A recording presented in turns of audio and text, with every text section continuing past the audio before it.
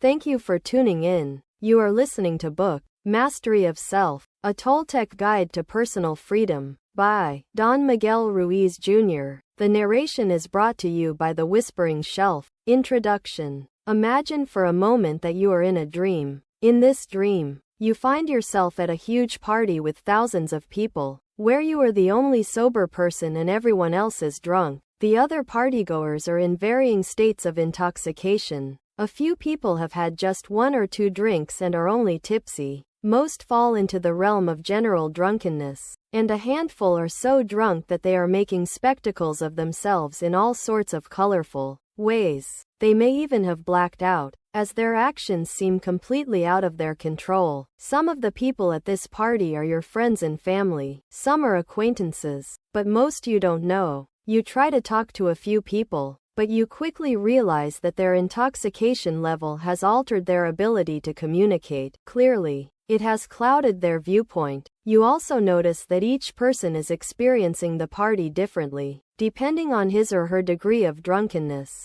and your interactions change with every drink they consume. The partygoers range from loud, outgoing, and merry, to shy, quiet, and sullen. As the party rages on, you watch everyone alternate between the two ends of the spectrum, from happy to sad, excited to apathetic. They fight and make up, argue, embrace, and argue again. And you watch as this type of odd behavior repeats itself endlessly in cycles throughout the night. You realize that even though they are drunk, it's not the booze they crave more of, but rather the drama of the party. As the night continues, your interactions with the partygoers vary from person to person. While some are enjoyable, others have the potential to quickly turn volatile. Since their perception is clouded, the other partygoers react emotionally to situations that you can see are pure fantasy. For some of them, the dream has become a nightmare. Most important of all, it's clear that no one at this party knows this is all just a dream.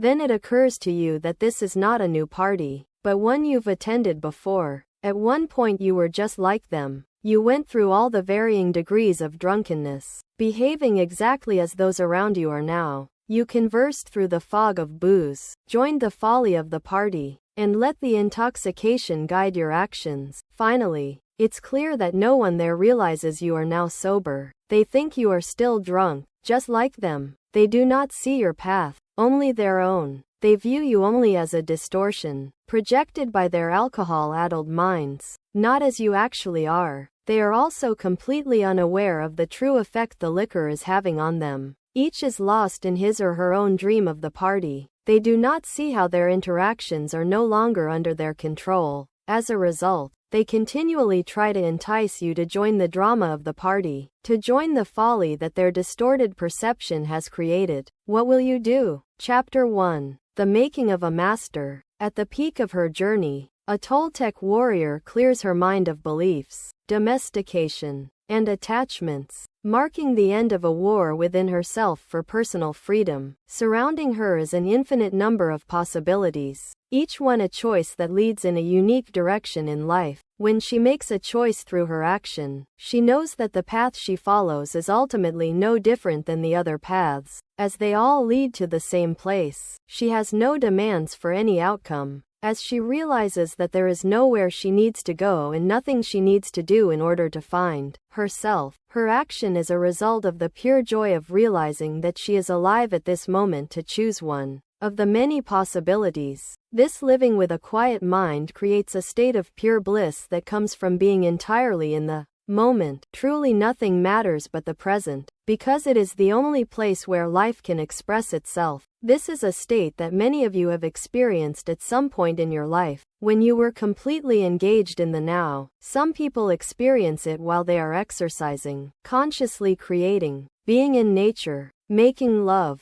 or, of course, meditating or praying. It's the moment when the mind and the body are in complete awareness of the experience of life. It can also be said that it is during these moments that we often reach a pure state of unconditional love for everything and everyone, including ourselves. While living full-time in this state of pure bliss is a goal for many, most will agree it is easier said than done. especially if we don't live isolated away from the world, surrounded by other people. We choose who we will interact and engage with, and it's often in these interactions that the trouble begins. In the Toltec tradition, the main function of the mind is to dream, or to perceive and to project information. The personal dream is the unique reality created by every individual. It's their perspective, a manifestation of the relationship between mind and body, and intent is the energy that animates both. As our shared knowledge and experience mingle together, we co-create the dream of the planet, which is the combination of every single being in the world's personal dream. While we live individual dreams based on our individual perceptions, the dream of the planet is the manifestation of our shared intentions, where we allow our ideas and agreements to flow between us. If there is harmony in the personal dream, then there is a constant opportunity for harmony with the dream of the planet. Since you are reading this book,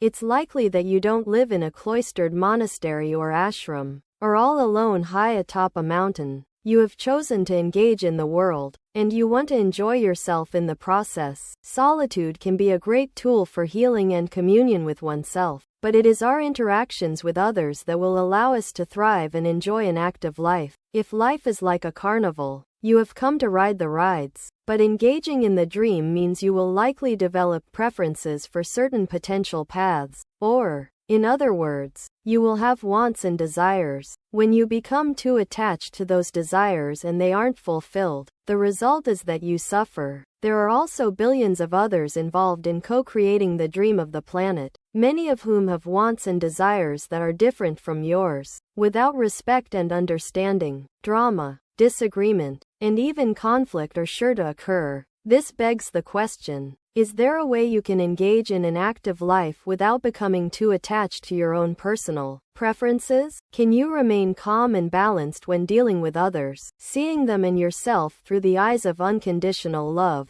and consequently not be drawn into the drama of the party? In my experience, the answer to both questions is yes, and that is the subject of this book. This can be done through a process called the mastery of self. You become a master of self when you can engage the dream of the planet and everyone in it without losing sight of your authentic self, and while maintaining the awareness that every choice you make is your own. You are no longer caught up in the drama of the party. When you engage with the dream of the planet with the awareness and remembrance that it's only a dream, you are able to move freely, liberated from the chains of attachment and domestication. An attachment is the action of taking something that is not a part of you and making it a part of you through an emotional or energetic investment. When you become attached to something in the dream of the planet, you suffer every time the object of your attachment is threatened. And this is true regardless of if the threat is real or an illusion. Most people not only attach to their wants and desires as they relate to material things, but also to their beliefs and ideas. Although an attachment is something that can occur naturally in the moment,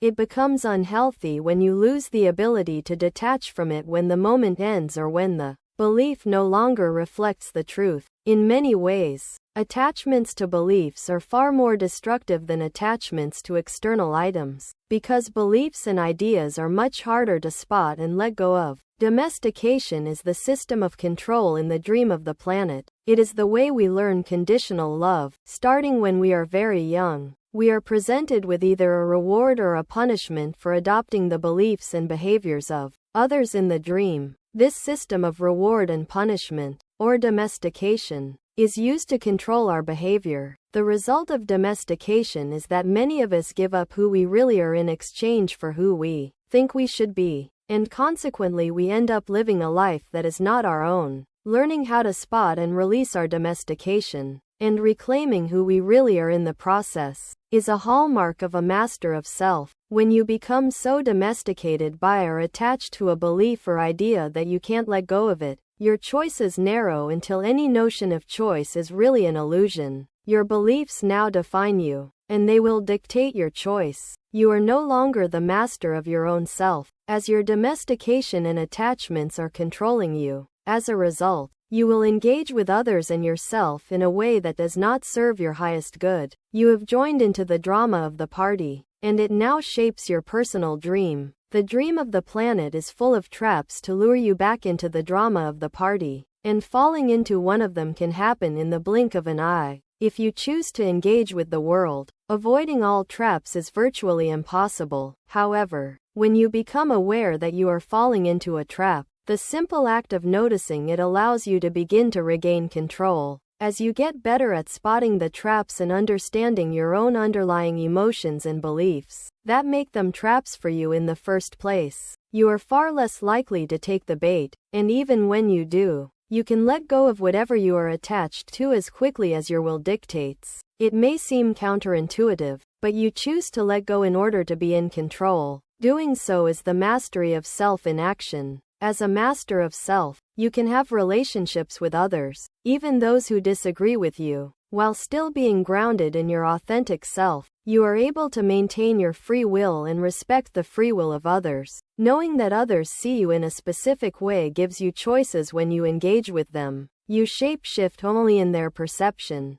and your awareness of that allows you to stay true to yourself and not give in to the temptation to take on others' definitions of who you are. You realize that you don't have to put on any image that others project onto you because you know it is not your reality. With this awareness, you will be better able to co-create harmoniously with others, making the relationships that matter most to you more fulfilling and rewarding. Most importantly, when you become a master of self, you know how to stay grounded in your authentic self regardless of what's happening around you. You also have the awareness to realize quickly when you are acting in a way that isn't helpful to yourself or others, and can spot those situations when you are feeding your ego or the false sense of self, instead of living in peace. In this way, you free yourself from the drama and self-inflicted suffering created by so many people. Without awareness of how to engage the dream of the planet and the beings who create it, it is too easy to internalize what is happening around you, or to forget that it is all a dream. As a result, your attachments grow until you are consumed with the drama of the party. Becoming a master of self is about maintaining awareness of your center while you are interacting with the dream of the planet, remembering that it's all a dream. Staying centered while engaging with the world is much easier said than done, and this book will be devoted to teaching you exactly how to do that. Self-mastery is not an isolated idea within the Toltec tradition, as every form of spiritual discipline provides a map to help us live in harmony within the dream of the planet by freeing our mind from the tyranny of our own thinking and being affected by the projections of others. That being said, the Toltec tradition has some unique contributions to this effort, and we'll discuss these in greater detail in the pages that follow. Before we deconstruct and rebuild the world around us, starting with ourselves, we need a greater understanding of attachments, domestication, and the difference between conditional and unconditional love. Then, and only then, can we reconstruct our personal dream in peace and harmony. Chapter 2. Understanding our domestication and attachments. There is an old Toltec story that has been shared across generations in my family about a shaman who called himself the Smoky Mirror. He gave himself this name once he became aware of the smoke that not only clouded his vision and controlled his will, but also did the same to everyone around him. A recounting of the Smoky Mirror story will be helpful as we begin to go deeper into the mastery of self. After many years of study and in a moment of great realization, a shaman experiences the truth. I am made of light. I am made of stars. The realist is pure love, pure light, he says. As he looks around his village, he knows that everyone and everything he sees is a manifestation of God, and he intuitively understands that the human journey is a process of the divine becoming aware of itself. Moved by this realization, the shaman immediately wants to share this information with everyone in his village, but when he does so, it becomes clear to him that no one else understands. The shaman then realizes that there is a smoky fog between him and others, and this fog doesn't allow people to see beyond the tip of their own nose. The fog controls their every action, every belief. The shaman also notices that as he interacts with others, the fog tries to assert its control over him again. But as soon as he notices the fog creeping back in, The simple act of noticing makes the fog dissipate. As the fog recedes, he becomes aware of a mirror in front of him and he can vaguely see his reflection. When the fog completely clears, he can see himself fully again. The shaman is aware that he is the truth, and the reflection in the mirror is a reminder. It only reflects the truth. He begins to understand the reflection as an instrument of awareness. Every time the fog begins to creep in and keep him from knowing who he really is, he can look to his mirror. If it is cloudy or he can't see himself, he knows he is on the wrong track, trapped in the fog. But as soon as he remembers his authentic self, the smoke immediately begins to clear. To remind himself of who he really is and the power of the fog to obscure his perception, the shaman changes his name to the smoky mirror. This powerful story encapsulates a core teaching in my family's Toltec tradition. The fog represents our attachments and our domestications, which together keep us from experiencing the truth of who we are. Domestication. Let me begin to explain domestication with a simple story. Imagine a child of 8 or 9 having lunch with his grandmother, who has prepared soup for their afternoon meal. They sit together and converse, enjoying each other's company and the love they share. After finishing half his bowl of soup, the child realizes he is full. I don't want the rest, grandmother. I am full. You must eat all your soup, grandson, she replies. Whether you are a parent or not, it is likely clear what this boy's grandmother is trying to do. Her intentions are admirable. She wants him to eat in order to be nourished. When he declines, she tries to convince him to eat more by offering him a reward for doing what she wants. This is the first tool of domestication. You must finish your soup, she says. It will make you grow up big and strong, like Superman. But the young boy is undeterred. Nope, I am not hungry, he insists. I don't want to eat any more right now. In addition to not being hungry, the child is also enjoying the feeling of asserting himself, because it feels powerful to say nope, to express his free will. He can also feel that same sense of power when he says yes to the things he wants, and it feels good to say it. This is how young children, including ourselves when we were young, learn about the power of intent, by stating yes and nope. Eventually, the boy reaches the threshold of his grandmother's patience, and when the carrot doesn't work, she reaches for the stick to impose her will upon him. Like many grandparents and their parents before them, she crosses the line of respect for his choice and adds punishment. In this case, guilt and shaming, which is the second tool of domestication. Do you know how many children don't have anything to eat around the world? They are starving. And here you are, wasting your food. It's a sin to waste food. Now the young boy is concerned. He doesn't want to look like a selfish child, and he really doesn't want to be seen as a sinner in his grandmother's eyes. With a sense of defeat, he relents and subjugates his will. Okay, Grandma, I will finish my soup. He begins to eat again, and he doesn't stop until the bowl is empty. Then, with the tenderness that makes her grandson feel safe and loved, Grandma says,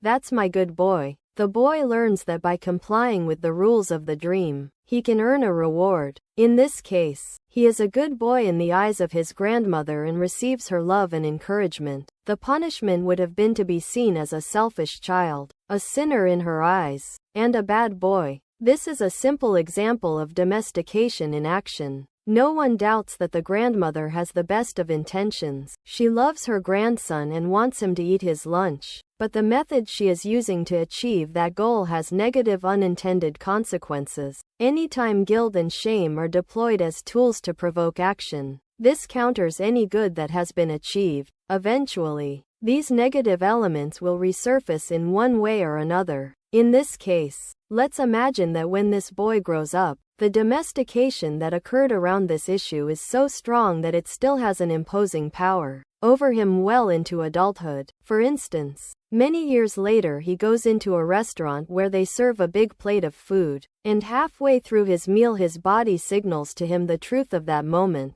I am full. Consciously, or subconsciously, he hears a voice. It's a sin to waste food. Consciously, or subconsciously, he answers yes, Grandma, and continues to eat, finishing his plate like a good boy. He responds to his domestication rather than his needs of the moment. In that instant, he completely goes against himself by continuing to eat after his body has already let him know that he is full. The idea is so strong that it overrules his body's natural preference to stop. Overeating may damage his body, which is one of the negative consequences in this case of using guilt and shame as a tool. The other consequence is that he is experiencing internal suffering by reliving a past moment of guilt and shame, and it is controlling his actions in the present. Finally, note that his grandmother is not even present in the current situation, as he has now taken up the reins of domestication and subjugated his own will without anyone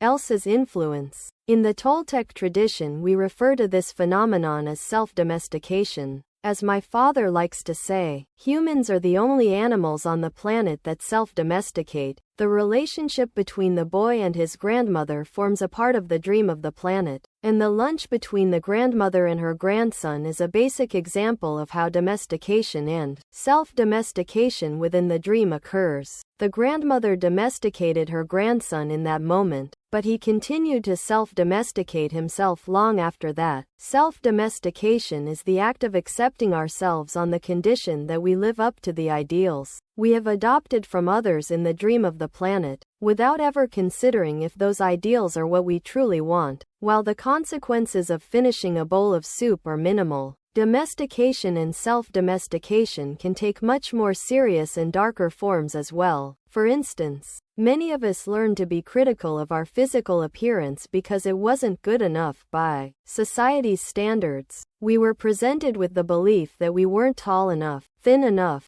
or that our skin wasn't the right color. And the moment we agreed with that belief, we began to self-domesticate. Because we adopted an external belief, we either rejected or tried to change our physical appearance so we could feel worthy of our own self-acceptance and the acceptance of others. Imagine for a moment the many industries that would cease to exist if we all loved our bodies exactly the way they are. To be clear, domestication regarding body image is different from wanting to lose weight in order to be healthy, or even having a preference to look a certain way. The key difference is that with a preference, you come from a place of self-love and self-acceptance, whereas with domestication you start from a place of shame, guilt, and not being enough. The line between these two can be thin sometimes, and a master of self is one who can look within and determine his or her true motive. Another popular form of domestication in the current dream of the planet revolves around social, class and material possessions. There is an underlying belief promulgated by society that those who have the most stuff, or who hold certain jobs, are somehow more important than the rest. I, for one, have never met anyone who was more important than anyone else, as we are all beautiful and unique creations of the divine.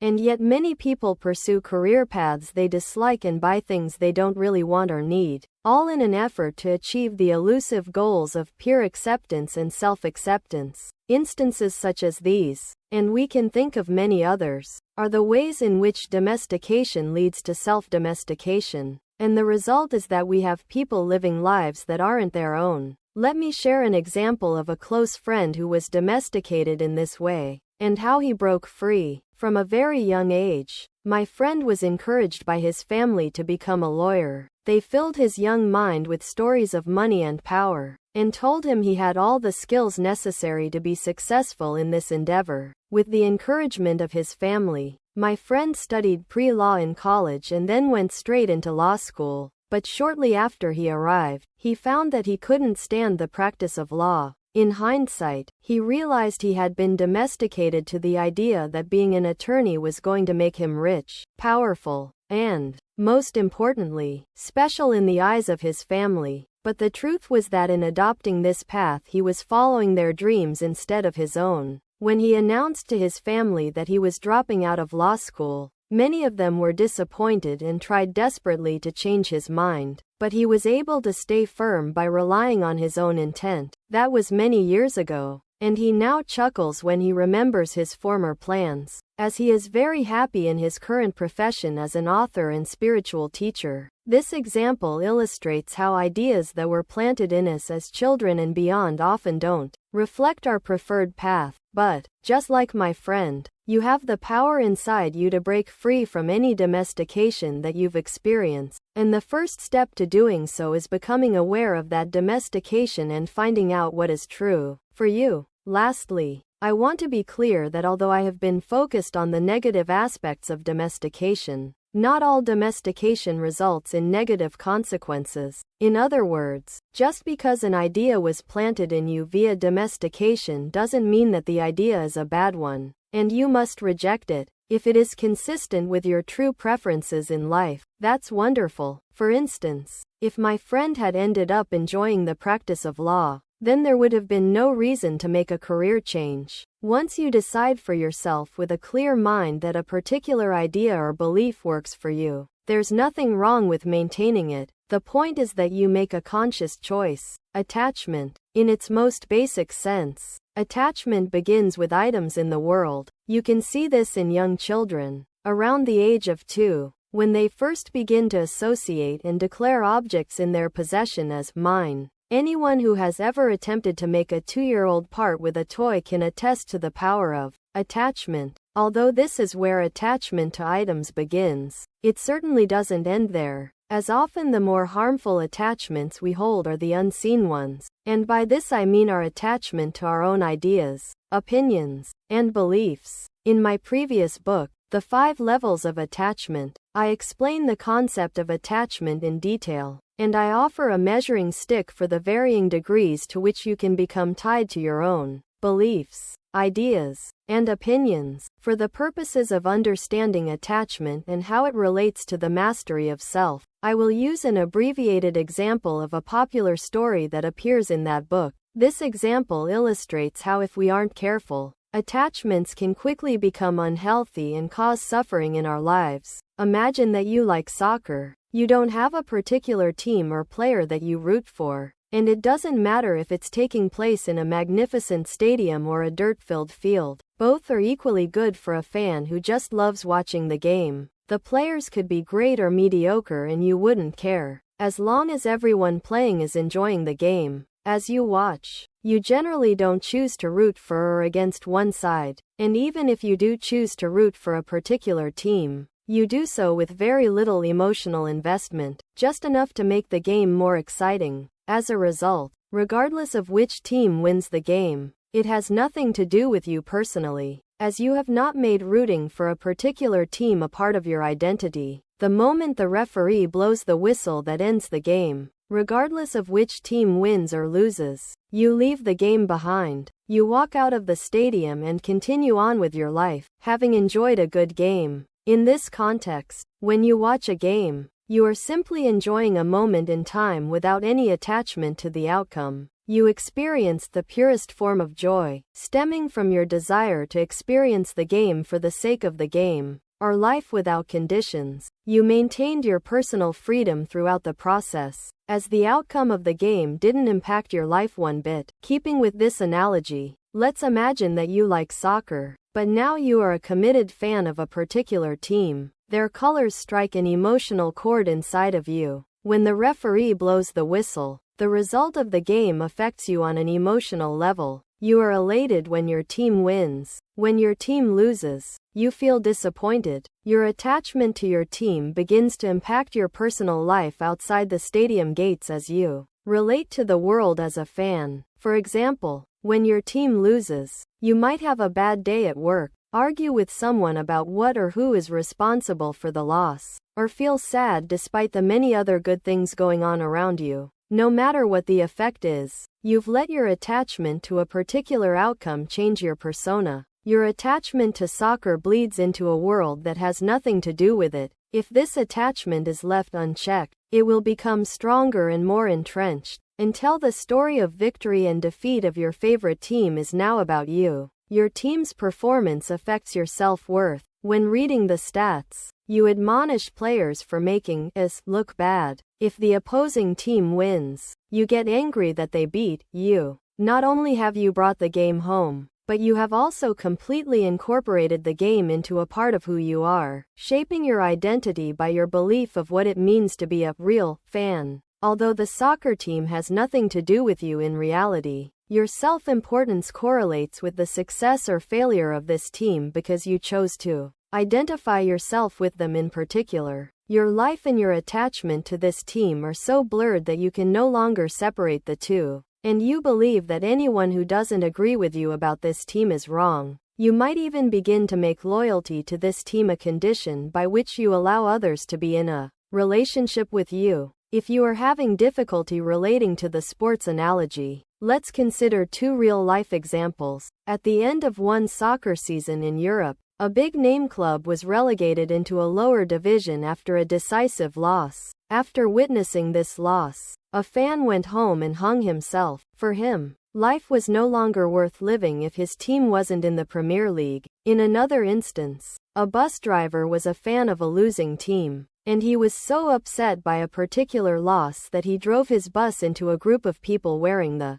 winning team's jersey. 4 people died for wearing the wrong colors. This man's attachment to his team was so great that he killed for it. For these 2 people, the joy of watching soccer for the sake of soccer was lost long ago. Fortunately, murder and suicide due to a favorite team's loss are very rare occurrences. But when we turn to topics such as religion, politics, money, sex, and power, the negative consequences are far more numerous. When you become attached to an object, idea, or belief, you make it a part of who you think you are. Then, once the fog has you, your vision is obscured. You will no longer see the humanity of an individual who doesn't agree with you, as you can only see the personification of an idea that you stand against. When your mirror is clear, you can see the divinity in everyone. You can go to any church, synagogue, temple, mosque, or drum circle and find and feel the love and grace of God. For those who are lost in the fog, God just happens to be the focus of devotion that the religion is centered on. In other words, the beliefs and rituals of the religion are more important than experiencing God in the present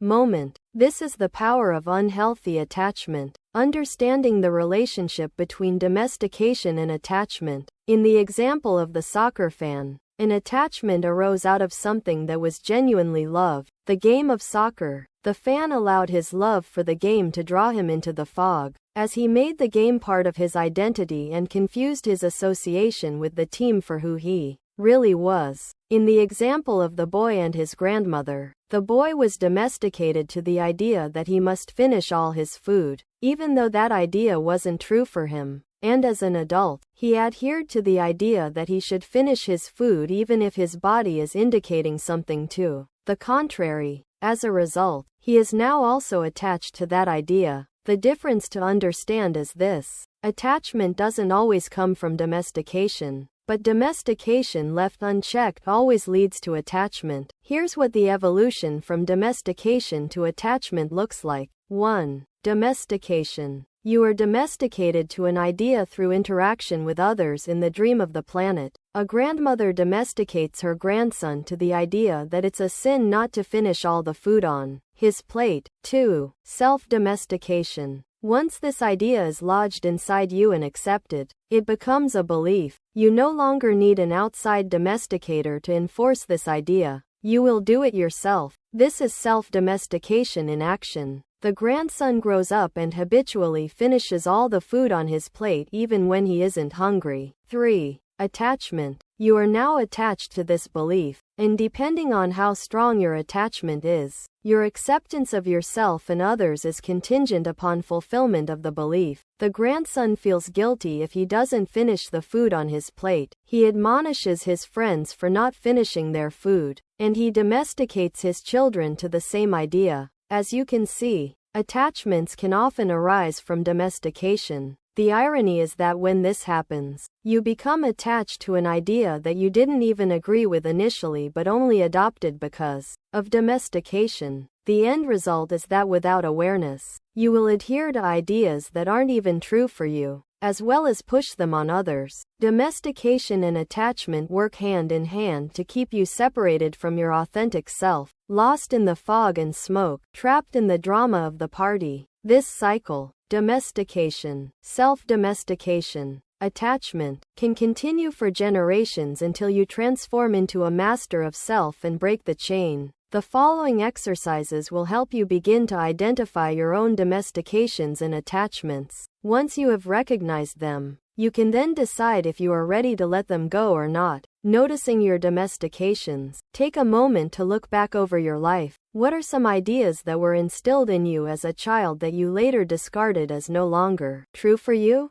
These could be ideas about education and career, money and material possessions, politics, religion, or any number of other areas. Remember, the point here isn't to judge or become resentful of those who initially domesticated you to those ideas, but rather to see where domestication occurred and how you broke free. By noticing where you have already spotted and released domestication in your life, you prove to yourself that you have all the power you need inside you to break free again and again. Identifying your attachments. Since attachment begins with material possessions, the first part of this exercise is designed to show you the items in your life that you have incorporated into your sense of self. Think of an item you own that you absolutely love, something that you wouldn't want to lose. Perhaps it is your car, your home, your money, an electronic gadget, a piece of jewelry, a special memento, or even a religious or sacred object. The point is to pick an object that you feel strongly about, something that is tied to your sense of self. Very few people who look honestly and deeply will find that there is nothing in the world that doesn't fit this description. On a blank piece of paper, write down the item and then answer the following questions. Why do you feel so strongly about this item? What sense of security does it give to you? How is this item tied to your identity or sense of self? How does it boost your ego? Are you pleased to show this item to others? Or it is an item that you show no one and secretly feel special for having? Does owning it make you feel more attractive than others, wealthier, more secure, more intelligent, or more spiritual? Be truthful, reacting honestly from your current emotions. There are no right or wrong answers. The point is to explore your deeper associations with material things. Now, crumple up the piece of paper and discard it. Close your eyes and imagine that this item no longer exists in your life. How do you feel? What would life be like without it? Who would you be without this item? Now that you have explored the idea of losing this item, ask yourself the following questions. Is this attachment affecting your relationships with the people in your life? Is your attachment causing you to play it safe and not pursue other things you really want? Can you think of any times when you've altered your actions because of this item? How does this attachment affect your personal freedom? Finally, do you want to keep this level of attachment? Or do you want to decrease it, or even let it go? The choice is always yours. As you review your answers, witness the level of fear you experienced at the prospect of losing your item. The more acute the fear, the greater the chance that your attachment will lead to suffering if this item is lost in the dream of the planet. One thing is certain: this item will ultimately collapse, corrode, and disappear. Nothing in the dream lasts forever. Repeat this exercise and pick a person, belief, role, body image, or idea to examine. This could be your position in the home, father, mother, son, or some other capacity you act in that enhances your sense of self. Are you attached to a particular role you play? How would you feel if that role changed suddenly? Are you attached to how you look? What if your appearance changed overnight? Just like physical objects, beliefs, and social roles, even the people in our lives are destined to change or fall away. Who would you be without them?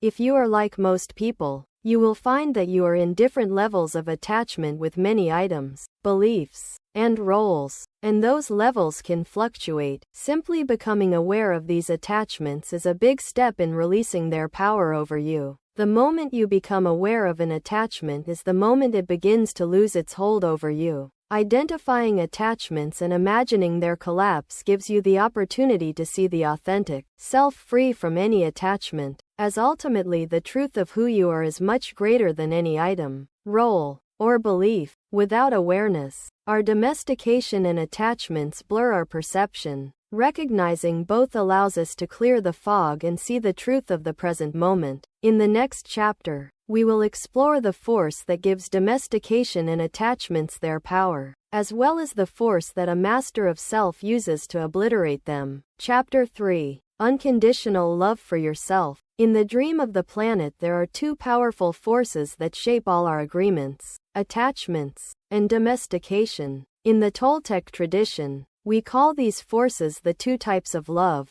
unconditional love and conditional love. When unconditional love flows from our hearts, we move through life and engage other living beings with compassion. Unconditional love is recognizing the divinity in every human being we meet, regardless of his or her role in life or agreement with our particular way of thinking. A master of self sees all beings through the eyes of unconditional love, without any projected image or distortion. Conditional love, on the other hand, is the linchpin of domestication and attachment. It only allows you to see what you want to see and to domesticate anyone who doesn't fit your projected image. It's the primary tool used to subjugate those around us and ourselves. Every form of domestication can be boiled down to, if you do this, then I will give you my love, and if you do not do this, then I will withhold my love. Every form of attachment starts with, if this happens, then I will be happy and feel love, and if this does not happen, then I will suffer. The key word in all of these statements is if, which, as you will see, has no place in unconditional love. As we construct the dream of the planet, we have a choice to love each other unconditionally or conditionally. When we love each other unconditionally, our mirror is clean. We see others and ourselves as we really are, beautiful expressions of the divine. But when the fog of attachment and domestication clouds our perception and we put conditions on our love, we are no longer able to see the divinity in others and ourselves. We are now competing for a commodity that we have mistaken as love. At its core, domestication is a system of control,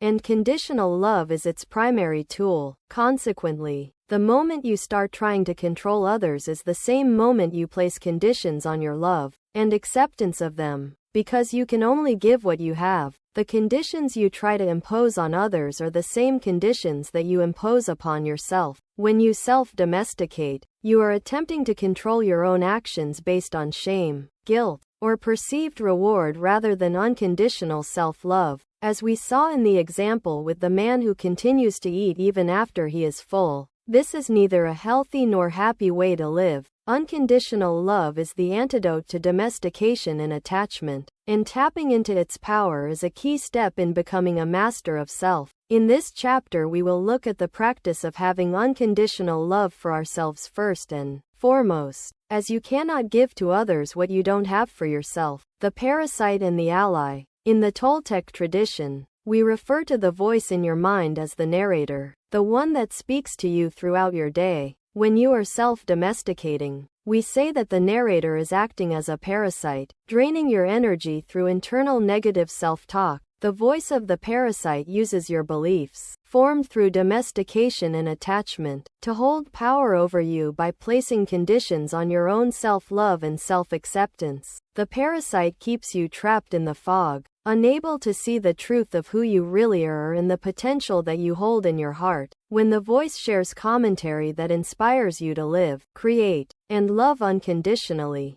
this is constructive self-talk. And in the Toltec tradition we say that the narrator is now acting as an ally, helping you navigate the dream of the planet in a peaceful and productive way. When the narrator is your ally, it points out the truth in every situation, reminding you that you are in control of your own life and that you have the ability to make a positive difference in the world. Although the ally is still a reflection of the truth, it is what you see in the mirror when the fog has cleared. If you are like most people, the narrator in your mind is constantly alternating between parasite and ally, sometimes going back and forth many times during the course of a single day. When the narrator becomes the parasite, doubt sets in, and you question the choices you make. Inspiration and creativity are gone, replaced by self-doubt and conditional self-love. When the ally takes over, you feel confident in your abilities, and the chatter that fills your mind is joyful. It's important to understand that neither the parasite nor the ally speaks as the authentic self. The authentic self is the divine, the energy or spirit that gives life to your body and mind. When you identify with the voice in your head, you confuse the narrator for who you really are and become its slave in the process. When the narrator speaks as your ally, you feel happy. And when the voice of the parasite takes over, you become sad or depressed. But as a master of self, you know that neither voice is ultimately you, as neither represents the whole of your authentic self. No words can adequately describe this power that you are, and consequently any voice in your head is not actually you, despite its insistence to the contrary. I'll say it again, you are not your thoughts. Remembering this is important, because when that voice turns ugly and transforms from an ally into a parasite, you can recognize it as something learned from some tucked away experience of domestication and have the confidence to detach from its words. This is the mastery of self in action. Living with the ally is obviously much more pleasant than living with the parasite, and the antidote to spotting and releasing the parasite is having unconditional love for yourself at all times. This, of course, is much easier said than done. The roots of domestication and attachment run deep, and the parasite uses them to stay in control of your mind. Some of you have listened to the parasite for so long you no longer recognize it as a voice of narration that you can disagree with. You have accepted its conclusions as facts, and thereby limit your potential. To undo this, you start by learning how to spot any negative words that enter your field of awareness. As my father taught in the first of the 4 agreements, there is great power in the word, and a master of self does not use the power of the word against him or herself. Spotting the parasite, while the parasite operates internally, it strengthens itself by paying attention and latching onto the negative external talk in the dream of the planet. Negative external talk is anything you hear in conversation that attempts to impose conditional love. When someone is using the power of his or her words to try to subjugate you, or fill your mind with doubt, this can in turn feed your parasite. Even an offhand remark, in the right,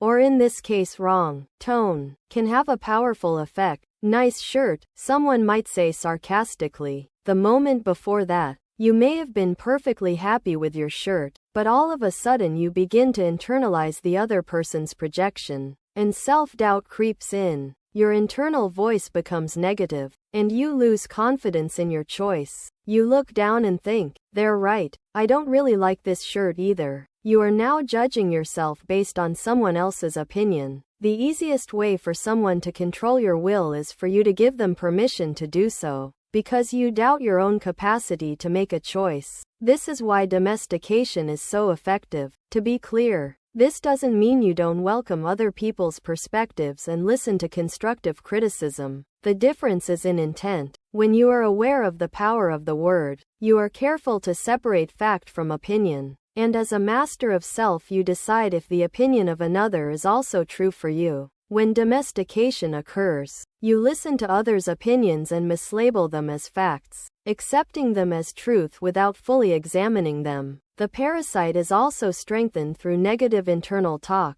This occurs in your personal dream when you speak against yourself in your own mind and is commonly referred to as beating yourself up. In the Toltec tradition, it's understood as the act of using the words of the parasite as conditions for your own self-love and self-acceptance. This internal negativity stems from within. For example, you might look at yourself in the mirror and decide that you're having a bad hair day, or that your pants are looking too tight, or you might find some other physical characteristic to take issue with. Your inner voice may tell you that you don't look good, and you're not going to impress anyone out there. Without awareness of how you are speaking to yourself, you may spiral out of control, and that simple bad hair day can turn into a tirade of negative self-judgments, with you calling yourself ugly, fat, unworthy, etc. In that moment, the parasite has taken over your attention and pulled you deep into the fog. Using the power of your word against yourself, if unrecognized, negative talk, both external and internal, can inhibit the power of your intent and lead you deeper into the fog. If you accept the negative talk as fact, without separating truth from opinion, this can become a part of your personal story, leaving the parasite in charge the majority of the time and thereby limiting who you think you are and what you believe you are capable of. A master of self is adept at spotting and releasing the voice of the parasite, and can actually change that voice to one of an ally. Doing so begins with making a commitment to unconditional self-love. This means you become willing to love every aspect of yourself without judgment or conditions, especially the parts of yourself that you often wish were different. Unconditional self-love lies within each and every one of us, regardless of our past circumstances and domestication. We will look at some specific ways to bring unconditional love to yourself in a moment, but before we do, let's be clear on what does not work. First, the parasite cannot defeat itself. In other words, negative self-talk cannot be overcome with more negative self-talk. For example, at my workshops and lectures, people in the past have approached me with a look of consternation and said something like, "I'm so disappointed in myself. I can't believe I have been on the Toltec path for years and I am still taking things personally." Implicit in the comment is the idea that the speaker is failing in their practice, and you can hear the sneaky voice of the parasite in the background. Were this statement coming through the eyes of unconditional self-love, this person would approach me with a smile instead and say, "You know,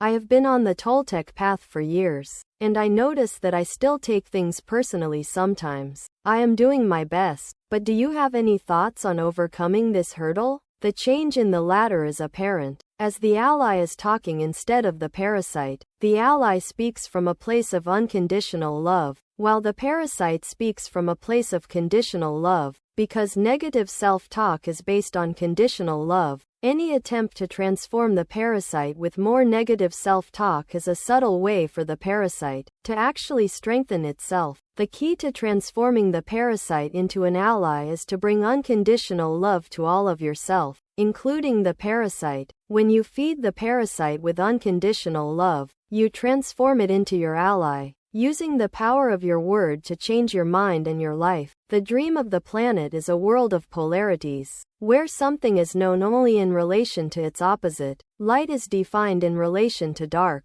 up in relation to down, night to day, etc. Without one, we wouldn't know the other. In instances of opinion, like hot and cold, tall and short, good and bad, assessments are based on our perception, as what is deemed good by one person may be interpreted as bad by someone else. I am aware that when I say something I am both right and wrong at the same time, because the perception of the individual who listens to me will determine the validity of what I say according to their point of view, and they are free to do so. I celebrate that. Thus, I am only responsible for the clarity and integrity of what I say, not what others hear and feel, because I don't control others' perception. This is the incredible power inherent in our minds, and the vehicle we use to express that power is our word. A master of self recognizes the power of the word and knows that every single judgment the parasite utters can be transformed and used by the ally.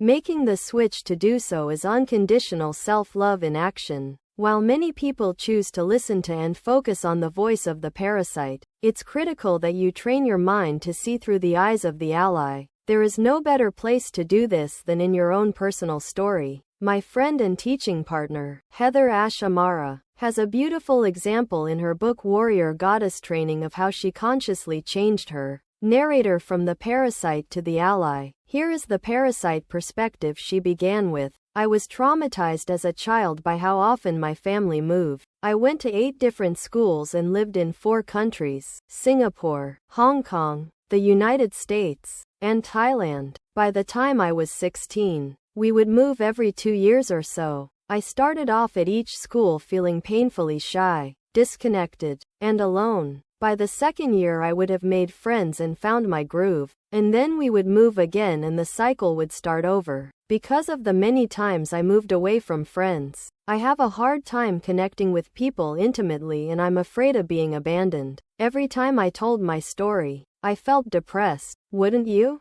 After Heather Ash began her apprenticeship with my father, she began to see and tell her story through the eyes of the ally. Notice the shift in perspective. Based on the same facts, I was blessed as a child with an adventurous family. We moved every 2 years and traveled around the world every summer. I spent most of my childhood going to great international schools in Southeast Asia, and by the time I was 16 my family had visited or lived in 20 different countries, including Thailand, Singapore, India, Egypt, Italy, and Spain. Because of the many times we moved and traveled, I learned to be incredibly flexible and to deeply love the diversity and creativity of humans. My childhood experiences helped me relate to many different perspectives, to make friends easily, and to celebrate change. Each time I told this new story, I felt a sense of adventure and lots of gratitude. As you can see, the facts stay the same,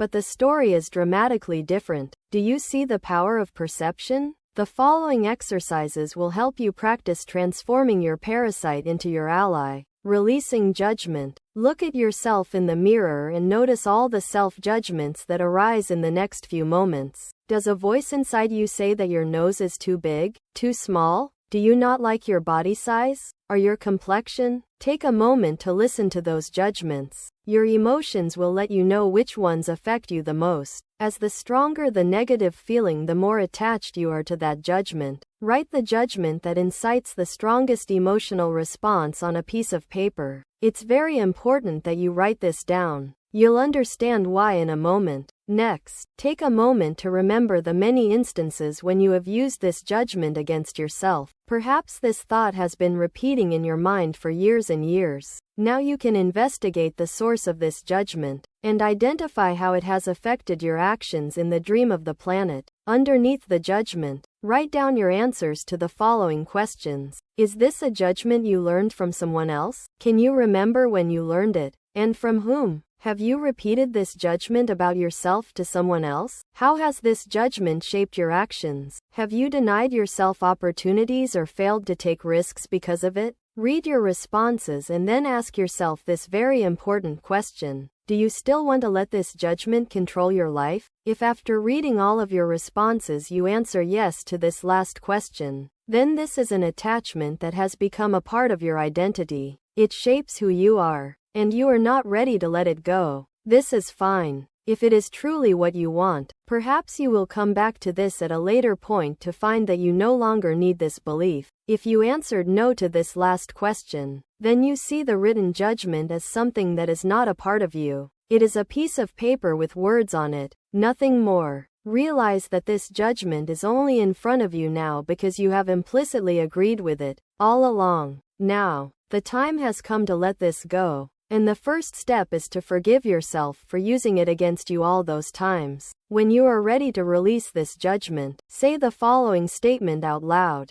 I have used my negative self-talk to subjugate myself with conditional love. I forgive myself for doing so, and I will now let this false belief go. Crumple up the paper and throw it in the trash. This is a sacred act of letting this false belief go because you no longer believe it. Remember, beliefs don't exist out there in the world. They exist only in your mind and only as long as you continue to believe. Every time find yourself falling back into self-judgment on this issue. Repeat this statement of forgiveness again. Doing so is the act of bringing unconditional love to yourself. You have already paid the price for this self-judgment. You don't need to do so anymore. As my father says, true justice is paying for something once. Injustice is paying for it over and over again. Through self-forgiveness you can stand up and start fresh. Self-forgiveness is always the key, and unconditional self-love gives you that opportunity. Repeat this exercise when you are ready for each and every judgment you listed initially. Changing the attributes. What stories are you carrying around about past events? Do you recount these stories through the eyes of your parasite or your ally? Think about the story of your life for a moment. What are the main elements? How do you tell that story to yourself and others? Notice the places in your story that you often tell through the eyes of the parasite, and write that portion of your story down. Next, rewrite that same portion of your story, but this time through the eyes of your ally. See the excerpt from my friend Heather Ashamara earlier in the chapter as an example. If you are like most people, you'll find it's often easier to write through the eyes of the parasite than the ally, and this demonstrates the power that domestication, attachment, and conditional love have over you. Writing from the ally's perspective can be more difficult, but reframing your life events in this way allows you to see the gifts in every past experience. In the end, our narrators are simply storytellers. They tell stories about the events in our lives and interpret them in either a positive or negative way. depending upon which one is in charge. A master of self sees the events of life through the eyes of the ally instead of the parasite, as doing so is a way of expressing unconditional self-love. This is the power you have to direct and redirect your attention to and from different focal points. Once you have unconditional love for yourself, you can then offer it to others. This is the subject of the next chapter. Chapter 4. Unconditional love for others. As a master of self, when I look into the eyes of another individual, I see another authentic self, a beautiful expression of the divine. No matter where this person is in the process of awakening, I respect that his or her intent is just as powerful as mine, and doing so is an act of unconditional love. If I were to try to control this person, I would be lost in the fog and place conditions on my love and acceptance of him or her. If you see the world through the eyes of conditional love, you are by definition attempting to control others, imposing your will so that they conform to the definition of who and what you think they should be. If they don't agree to your demands, they will receive the punishment of your judgment. This is conditional love in a nutshell. But remember, every time you judge someone, you are punishing that person for not following agreements they never made. As you look back over your life, you can see that many of the relationship battles you thought were for your own personal freedom were really battles of who was going to domesticate whom. And every time you experienced a moment of anger, outrage, indignation,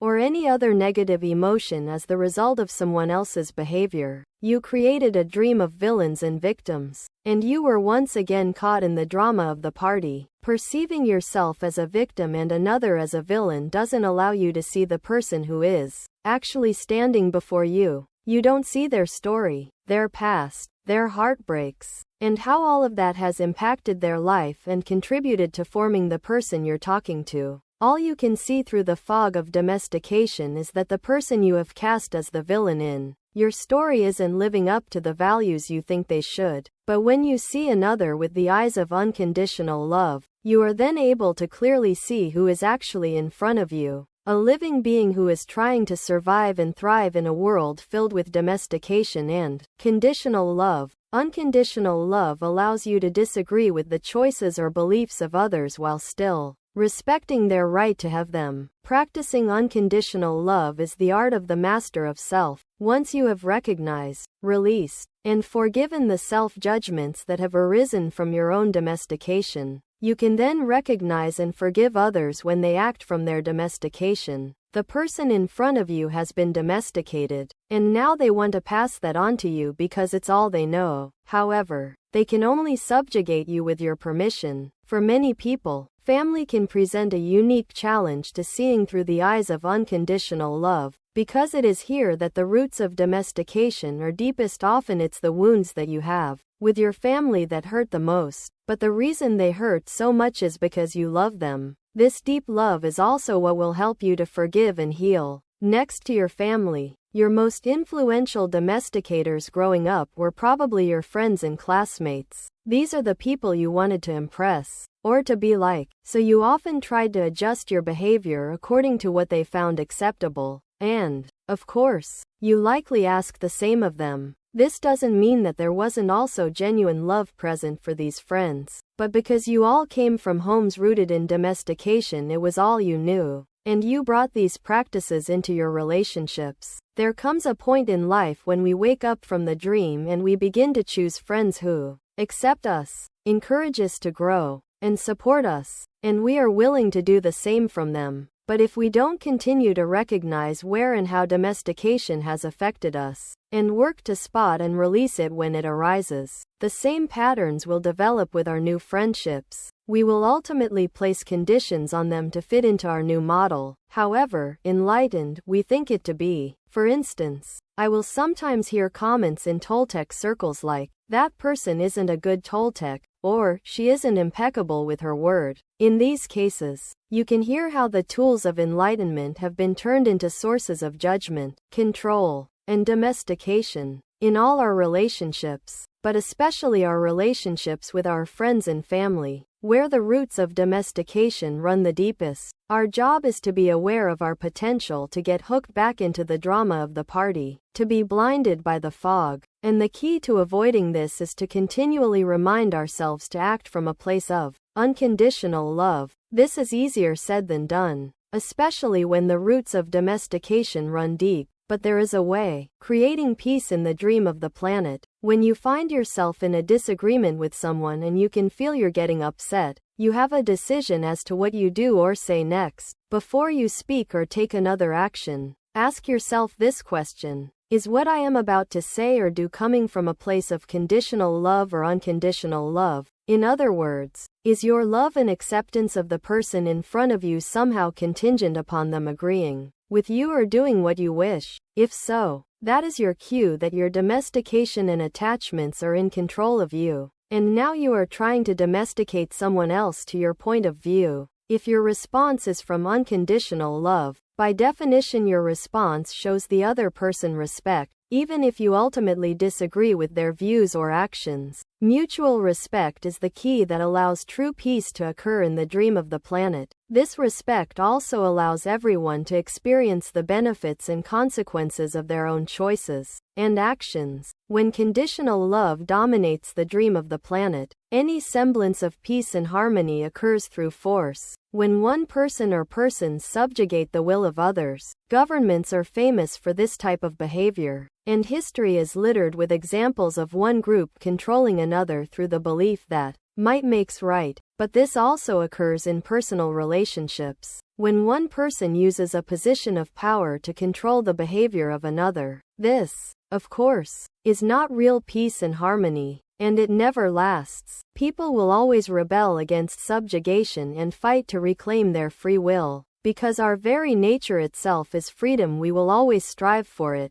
even when our vision is clouded by the fog. The problem is that if a group of people fights for freedom without clearing their own fog first, that is, their domestication and attachments, these same people who gained freedom from an oppressor will eventually replace the previous set of conditions with their own, and in turn try to subjugate the people around them in order to establish their vision of peace and harmony. This cycle of imposition and subjugation has been occurring in the dream of the planet for thousands of years. This is how wars begin, end, and start again. And this is true no matter if it's a brawl on the street or an international conflict, as both stem from one party's desire to subjugate the other, based on the subjugator's belief that their way is the right way. This is the cycle that conditional love always produces. Peace and harmony from the point of view of unconditional love are the engagement of equals, using knowledge and awareness to co-create a dream whose diversity reflects the free will of each individual living in this moment. Much like the party where you are the only sober person, you cannot expect everyone to want to be sober, or to want to wake up, nor can you make anyone do so. Attempting to wake someone up against their will is attempting to subjugate them to your ideas. So how do we engage from a place of unconditional love? How do we sincerely try to help others awaken without subjugating them? Taking a moment to reflect and discern what your true motivations are is not always easy, especially when you are in the heat of the moment and the drama of the party is trying to hook you back into believing the dream is real. Furthermore, coming from a place of unconditional rather than conditional love may still involve doing or saying something that the other person doesn't like, but speaking your truth from a place of love and respect is the mastery of self in action. It's at these times that I remember something my father taught me. I am responsible for what I say, but I am not responsible for what you hear. I am responsible to the tips of my fingers and no further. And how someone reacts to what I say or do is out of my control. Of course, this truth is not meant to be a license to say or do something that is unkind or intentionally hurtful. To be considerate of others is also a choice we have, but we understand that when we break the chains of our domestication, this news can be hard for our domesticators and those trying to domesticate us to handle. Especially at first, what really matters is our intention. When we come from a place of unconditional love, we can have the confidence that whatever action we take is the right one, and the outcome of any situation is beyond our control. We do the best we can, and we release our attachment to the outcome. This can be difficult to do at first, and even a little scary, but committing to act from a place of unconditional love eases this anxiety, as we know that our actions, and our actions after that, are coming from a place that is true to our being, overcoming resentment and forgiving others. When you look back and review the beliefs, ideas, and conditions that you have tried to live up to, you often realize that their origin resides in the domestication you experienced in the past. This can be a very troubling realization for some of you, depending on the level of subjugation you experienced growing up. If those with power inflicted their will on you via force or manipulation, and especially if the subjugation was harsh or even extreme, it can be very difficult, and almost impossible in some cases, to see them through the eyes of unconditional love. Even for those of you who didn't have a particularly traumatic experience with domestication, there are very few people who don't have some anger or bitterness over incidents that occurred during their formative years. Resentments that stem from past domestication are some of the biggest stumbling blocks to seeing others through the eyes of unconditional love. The word resentment is French in origin, and it literally means to feel again. One of the primary benefits of doing this work is that you no longer allow any conditioning or experience from the past to control you in the present. By definition, if you are holding on to resentment, then you are enslaved to the past. Something that has occurred, is already done, is actively causing you suffering now as you feel it again and again. This is what resentment is: self-inflicted suffering with the emotional poison we wish for another. Anger, resentment, and grudges are all tools that the parasite uses to strengthen itself and take control of your mind. And here again, its methods are very sneaky, because while the parasite may accurately point out how you were mistreated at the hands of another, the solution it offers is to stir up the negative emotions of anger, sadness, bitterness, etc., and encourage you to at best withhold your love from those who hurt you, and at worst to strike back at them with revenge. The parasite always reaches for the tools of conditional love, and no ultimate good ever comes from employing them. Instead, you are lost in the fog again, and your dream is tied to a story of victims and villains. Unconditional love and forgiveness of your domesticators is the way out. This can be some of the most difficult work you will do, so be gentle with yourself as you embark on this road, especially if you suffered greatly at the hands of others. In addition to forgiving those who harmed you, you also need to forgive yourself. That's because many people, when they look deeply at past experiences of domestication, find that they are angry with themselves for either staying in a situation or not doing more to break free. If this applies to you, remember to forgive yourself for that too.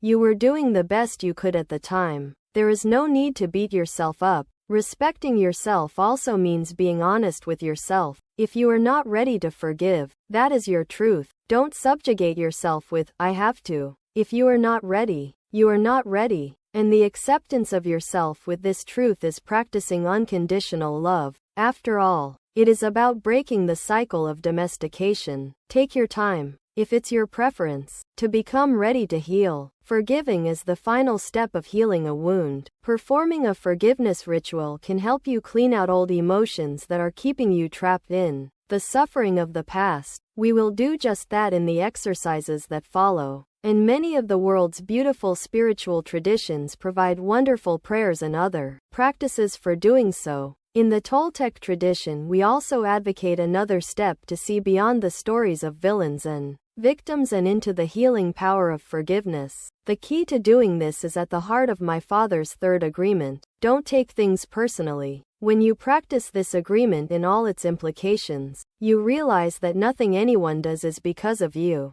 It's never personal, even if someone intends it to be so, as you are simply standing in the target zone. Seeing the truth of this allows you to better let go of the past and embrace the truth of the moment. Your domesticators were only doing the best they could given their level of consciousness at the time. When you reflect on this agreement deeply, forgiveness comes much easier because you realize that the actions of others were about them and their suffering, their attachments, and their domestications. And you see that they were lost in the fog, drunk at the party, and as a result they didn't have the faculties to act in any other way. Respect them, and allow them to experience the consequence of their actions. For every action, there is an equal and opposite reaction. It is the way that life teaches us. Seen in this light, we can better grasp the meaning of Jesus' statement, "Father, forgive them, for they know not what they do." Luke chapter 23 verse 34. If you have clouded your personal dream with resentment, the first step to changing this is to become aware of it. Once you see what is really happening, the next step to moving past it is forgiveness. Doing so allows you to tap into the power of unconditional love for others. The next exercises will help you go deeper into this process.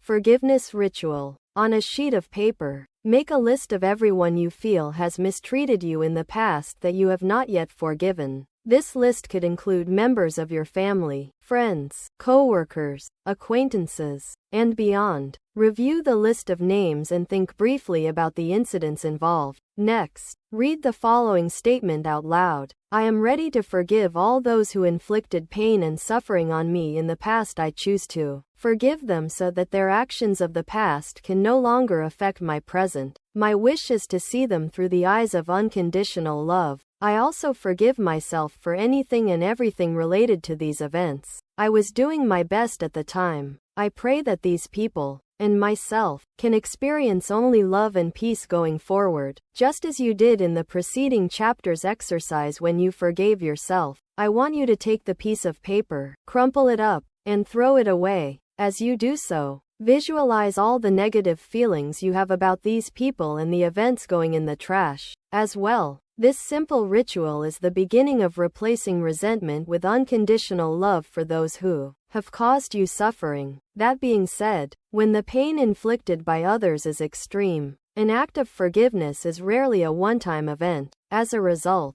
you will likely need to repeat the aforementioned statement every time the events of your past replay in your mind and you feel them again, as the parasite is attempting to lead you down the road of negativity and conditional love. If there is someone on the list who you are having special trouble forgiving, say the prayer below every night before you go to bed, inserting the name of the person or persons you'd like to forgive. I pray that name of the person receives everything they want in life, including the experience of unconditional love, peace, and happiness. Some of you likely bristled as you read this, as the prospect of praying that these people receive everything they want is perhaps the opposite of what you think you want for them. I understand this sentiment, but I would encourage you to give this prayer a chance, and repeat it every night for 2 weeks even if the words don't feel sincere. Many people who have done this exercise consistently for 2 weeks have been amazed by the changes that occur inside them. Remember, forgiving others is something you're doing for yourself, not for them. Forgiveness does not mean that you forget the events of the past, nor that you condone any actions. Rather, it frees you from being controlled by them by remembering that you are only responsible to the tips of your own fingers. The final exercise in this section will help you continue on the path of forgiveness. Forgiveness Dialogue. Part 1. This exercise consists of 2 written parts, each about a paragraph in length. To begin, I want you to look back over your life and identify an event or situation where you experience significant suffering at the hands of another. Think of a time when someone either tried to or did domesticate you by forcing their will onto you in a harsh or extreme way. This should be a major event that created a shift in your personal dream, that changed the way you viewed others, likely exposing their flaws, and ended up becoming a defining moment in your personal story. Many people have experienced something like this, most likely during their formative years, but it could also be something that occurred as an adult. Write down the details of the event as if you were going to tell someone who had no previous knowledge of it. Take your time and replay the details in your mind, going back to that moment so you can remember what happened and how you felt. And here is the important part. Write from your perspective at the time. not from where you are now. Be raw and in the moment. Let your feelings flow. And do not edit yourself with knowledge of what is right and wrong or try to be forgiving. Remember, this exercise is for you. And unless you choose to share this with someone else, you will be the only person who ever sees it. Here is an example from a dear friend of mine. One night when I was 9 years old, I was at home watching TV when I heard my parents start to argue in the other room. I had heard them fight before, but tonight seemed different. My mother came in and told me to go to my room and close the door, which was not unusual. I did as I was told, and sat quietly and fearfully in my room, listening through the thin walls as their shouts grew louder and louder. Then I heard something I will never forget,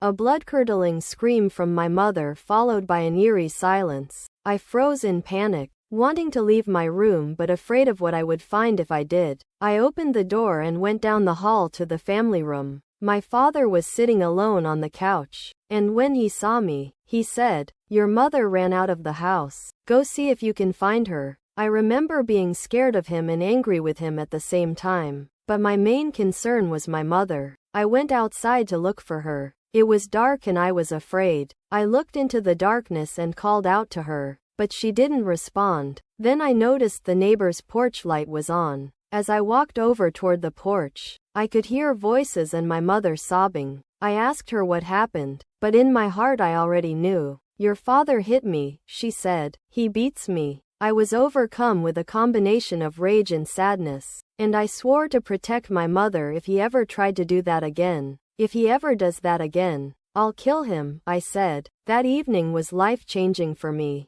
as for the first time in my life the dark side of my father was in full view. He took his own life 6 months later. In my friend's case, his father was attempting to domesticate his mother, and in conjunction my friend, through the use of force. Your example might not be as extreme, or it could be more so. To get the most out of this exercise, I encourage you to not read any farther until you have written down the example in your own life. Once you have, come back and continue with the exercise. Part 2. This next part involves your imagination. I want you to imagine that you are meeting the person who hurt you in their spiritual form only. In this meeting you can talk directly to the other person's authentic self, the part of them that is awake, not lost in the fog or drunk at the party. In this form, they are imbued with unconditional love, and you can say whatever you want without fear. Tell them how you really feel about them and the situation, and then imagine what this person would say to you from the perspective of their authentic self. Write that dialogue out between the two of you. Here is my friend's example. "Dad, I am so angry and saddened by what happened. I can't believe you would hit your wife like that. You scared me so bad. We are best friends, and I looked up to you so much. I can't understand how you would do that.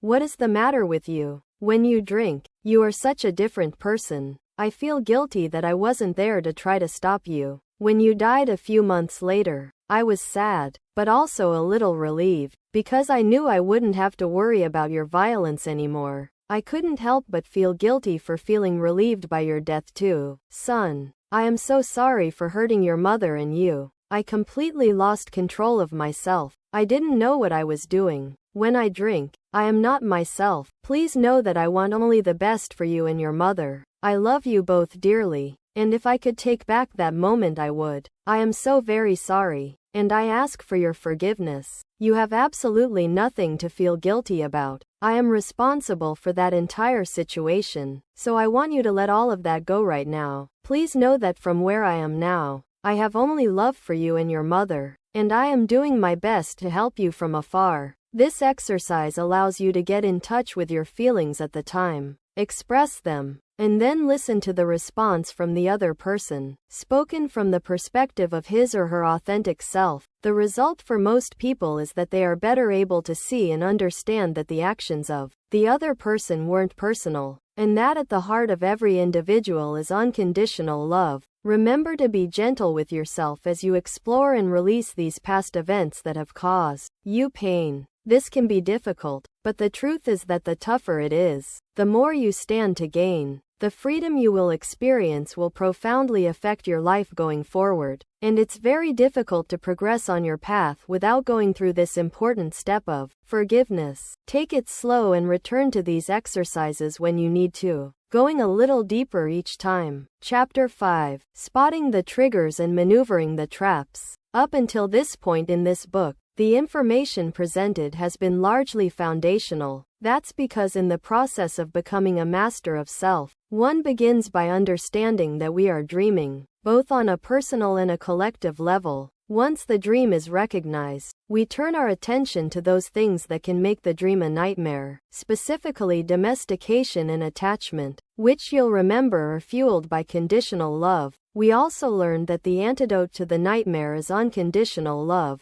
and the key to accessing that type of love lies in forgiveness for others and ourselves. But information alone doesn't make you a master. Applying the tools does. And this is where we will now turn our focus. As you live life, engaging and interacting with others rather than sitting alone in a cloistered monastery, you are sure to encounter many situations that have the potential to hook your attention and knock you off balance. The dream of the planet is full of these types of traps, and falling into them pulls you out of your awareness and back into the fog and drama of the party. One of the pillars of the mastery of self is learning to spot the triggers and maneuver the traps that are waiting to hook you. And nothing can help you more in this process than becoming aware of your emotions, understanding your emotions. Our emotions are wonderful tools. Being in touch with them allows us to experience life to the fullest when we are aware. Our emotions can teach us a variety of things. They can show us what we like and don't like,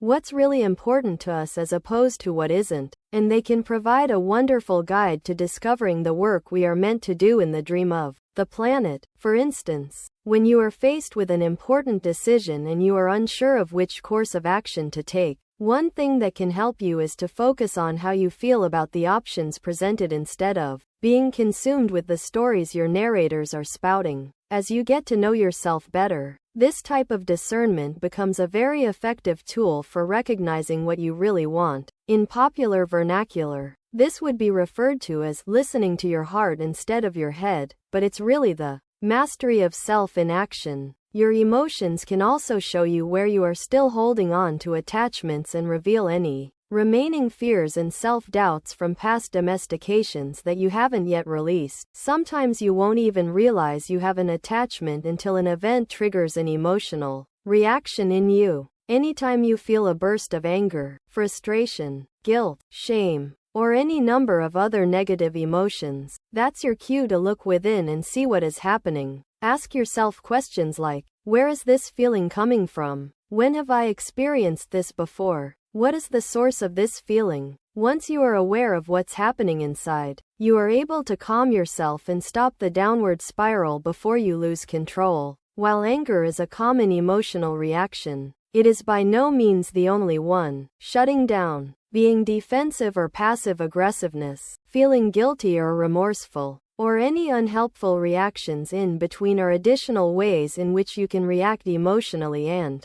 lose awareness of your authentic self. Whether your tendency is to be consumed with anger and rage or to sulk silently in the corner, the underlying cause of all of these emotional reactions is always fear, the tool of conditional love. When fear overtakes you and sparks an emotional reaction, your attachments and domestications are now running the show, and unconditional love is cast to the wayside. Becoming a master of self is about noticing when you begin to have an emotional reaction and asking yourself immediately, what am I afraid of? The quicker you can identify and release the fear, the faster you become re-grounded in the authentic self. Any emotional reaction you experience is yours, not anyone else's, and consequently it is here to teach you something about yourself. The master of self sees this as an opportunity to learn and grow, and in doing so you can deal with these emotions before they lead to an outburst that causes harm to your personal dream or the dream of the planet. Conflict in the dream of the planet. Because there are over 7 billion personal dreams happening concurrently in the dream of the planet, disagreements are inevitable. But these disagreements can also serve a very healthy purpose, as they challenge each of us to continually evolve our respective personal dreams. When one person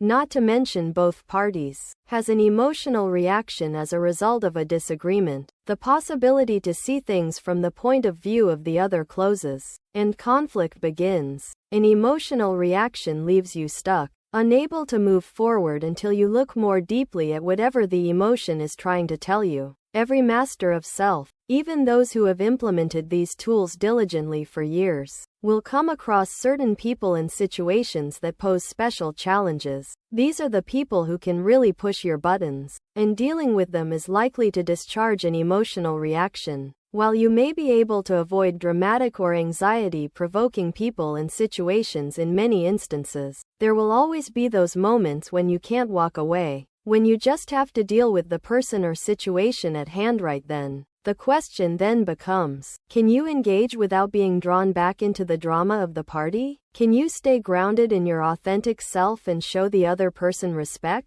As a master of self who wants to maintain control of his or her will and have unconditional love for all in the dream of the planet, you can stay balanced much more easily if you find out why this person has the unique ability to provoke a reaction in you. Think about it. Of all the people in the entire world, this person can push your buttons maybe better than anybody else. This is a very special gift they are offering you, and freedom awaits as soon as you can find out why that is. In my experience, the root can often be traced to one of three things, and sometimes more than one simultaneously. Let's look at those now. 1. Prior domestication. It's possible that the person or situation provokes a deep memory of someone attempting to domesticate you and you resisting. Even if you can't fully remember the event, your subconscious or deep memory is making the connection. As a result, your perception of the current situation is skewed by the domestication of the past you are seeing this person as a potential threat, and your conscious or unconscious mind has labeled them as such. Even if you don't realize it, if you can connect the dots and see that the reason this person bothers you is based on a past experience rather than the current situation, you have begun to eliminate their power to upset you, putting your will back into your control. With the knowledge of the memory or similar situation that the person is activating in you, you can work toward forgiving and releasing the trauma caused by the past domesticator and see the current situation in a new light, no longer obscured by the shadow of your past. Often just the association with the past begins to free you from the torment of the present situation, thus removing its power over you and absolving it as a potential trigger. 2. Mirroring. Everyone is our mirror, and our reflection of things we don't like about ourselves is most vivid in those who have the same qualities.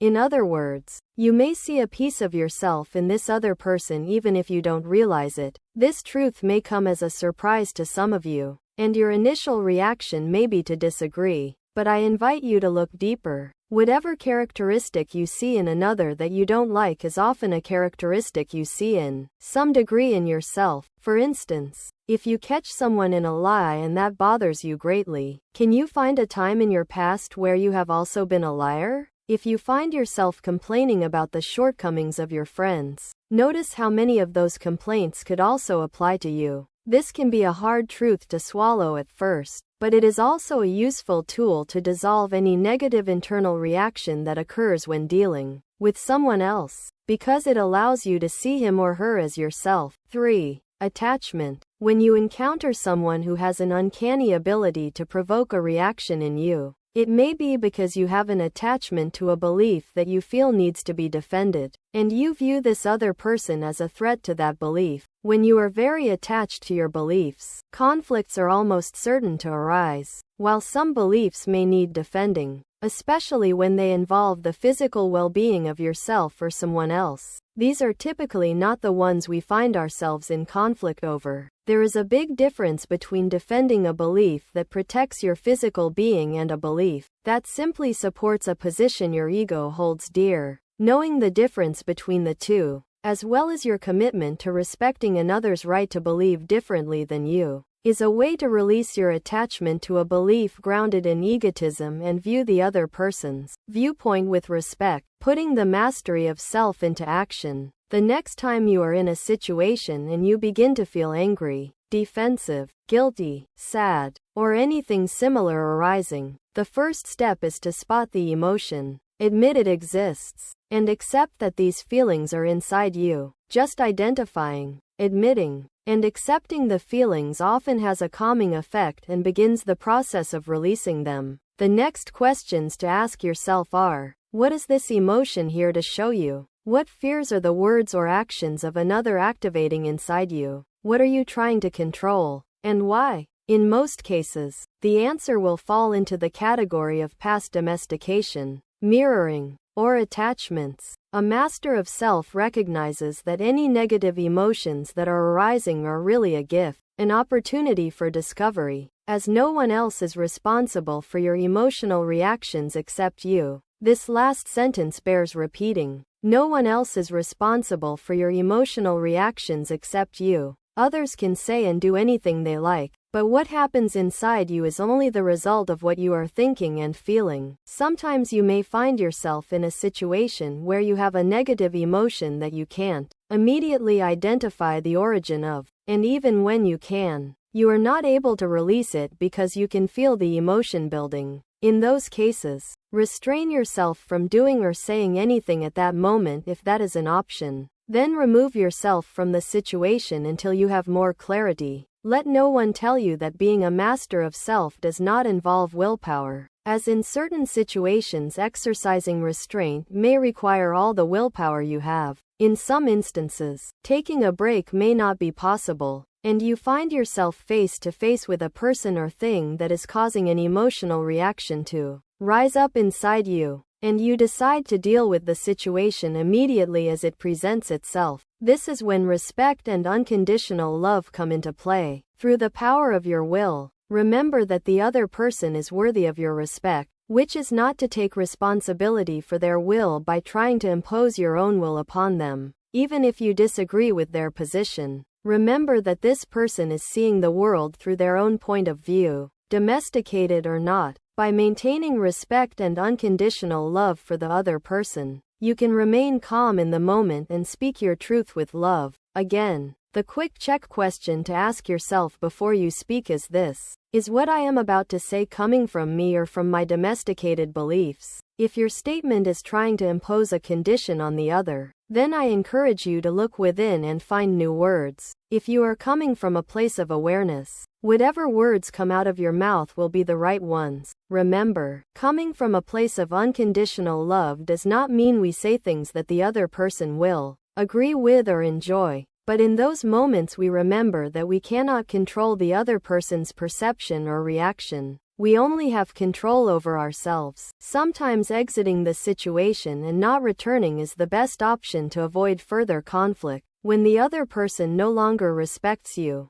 they will try to subjugate you to their will. To maintain respect for yourself, it is often wise to walk away before your emotions take over and you do or say something you will later regret. Exiting like this is not running from your problems or emotions, but rather a prudent decision rooted in self-care, as engaging further wouldn't be helpful for either party. A martial arts master will tell you that your mind is your most powerful weapon and your first line of defense. It takes discipline to use a fist to defend your physical body and not be tempted to become the tyrant of aggression. Always be aware of what lies on the other side of self-respect. The alternative to the above is to allow your emotions to control you, and to lash out in anger, overreact with defensiveness, or anywhere in between. At that moment you are drawn back into the drama of the party, lost in the smoke and fog again. The result of this type of behavior is always the same. You create suffering for yourself and others in the dream of the planet. Modern triggers. The modern world presents some interesting new ways to trigger emotional reactions. I imagine that most of you reading this are familiar with social media sites like Facebook, Twitter, etc., as well as text messaging. Social media and text messaging have connected us in a way that we have never seen before in the dream of the planet. While social media can help us stay in touch with those we have a bond with,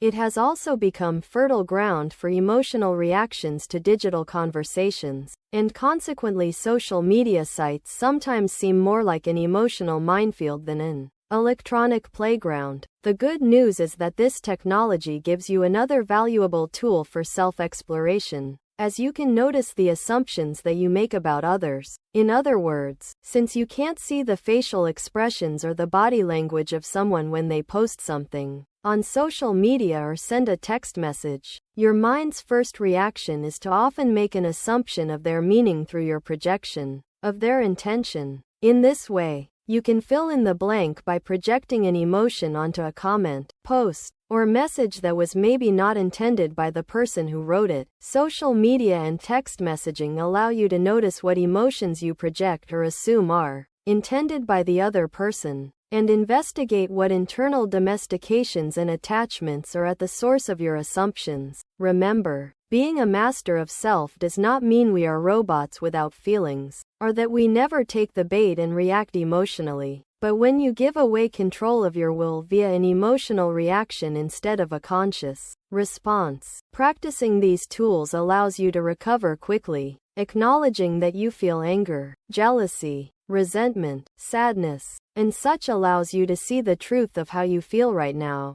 The realization can take just a second or a night's tossing and turning in bed, but the downward spiral ends the moment you surrender to the truth. When you find the true source of the emotion, usually some prior domestication or current attachment, you can use that knowledge as an instrument of transformation. Every time you fall into a trap and react instead of respond, ask yourself, what am I afraid of? Once you know this, you can look deeper to find out where the fear comes from. Emotional reactions will always pop up and have power over you until you deal with the unresolved fears that hide underneath. The good news is that once you find out what you are afraid of and release that fear, the situation no longer has power over you. Resolving conflicts. In the dream of the planet, people will often not act the way you want them to, or the way you think they should. They will not always agree with your ideas or your beliefs. This begs the question, how do you react when others don't behave the way you'd like them to? Do you try to impose your will and subjugate them to your point of view? Or are you able to step back and respect their point of view? This exercise will help you find out. To begin, think of any recent conflict you've had with another person. This could be something that happened at home, work, school, etc. Any instance where you and someone else had opposing viewpoints. Briefly write down the conflict on a sheet of paper. Then answer the following questions. In this conflict, what belief were you trying to subjugate the other person to? This is not an evaluation of whether a belief is right or wrong. The purpose is to become aware of what the belief is. Do you know where this belief came from? Is this a belief you want to maintain? There are no right or wrong answers here. It's fine if the belief is true for you, and it's fine if it's not. The point is to know so that you don't continue to fight for a belief you no longer believe in, as this is domestication in action. How did you treat the other person when they didn't agree with you? Did you respect their point of view, or did you try to coerce them into seeing things your way? What do you think the other person's belief is? Can you see another perspective on this same situation? Can you see how the other person's belief is true for them? How do you want to act the next time a conflict like this arises? Is there a way you can engage with the other person, be true to yourself, and not try to change or subjugate the other person? As a master of self, you know avoiding all conflict is impossible. So when conflicts arise, your job is to look within, see what is true for you in the moment, and find a way to honor your own beliefs while simultaneously respecting the choices and beliefs of others. Return to this exercise whenever you experience a conflict with another person. The transformative power of listening. The following exercise will help you stay grounded and in touch with your emotions. The focus is on listening to the people in your life who have different beliefs and values than you. Find someone you are close to and ask them a question on a topic you know you disagree on. Then listen. This is not the place for you to share your own opinions. Just listen. Ask the person to expand on their opinion without challenging or belittling it. And as they speak, be sure to do the following. Look at the person's body language as they speak. Notice how their facial expressions and mannerisms change when they are simply trying to share their opinion versus persuade or convert you. How do you feel as they move between sharing knowledge and persuading? Can you feel the difference within yourself? This is where your reactions to the topic stem from. not their words, but from within. Try to understand where they are coming from. As you listen, keep in mind that they likely have an experience or domestication that colors their worldview. Instead of seeing their view as wrong, try to see where it comes from, and understand their attachments. After all, it does not matter if you are right. Listen without planning your reply. Try to hear what the person is saying without thinking of a reply. If you put your attention on your reply as they are talking, then you are not really listening. By not formulating a response, you are better able to listen without your projection getting in the way.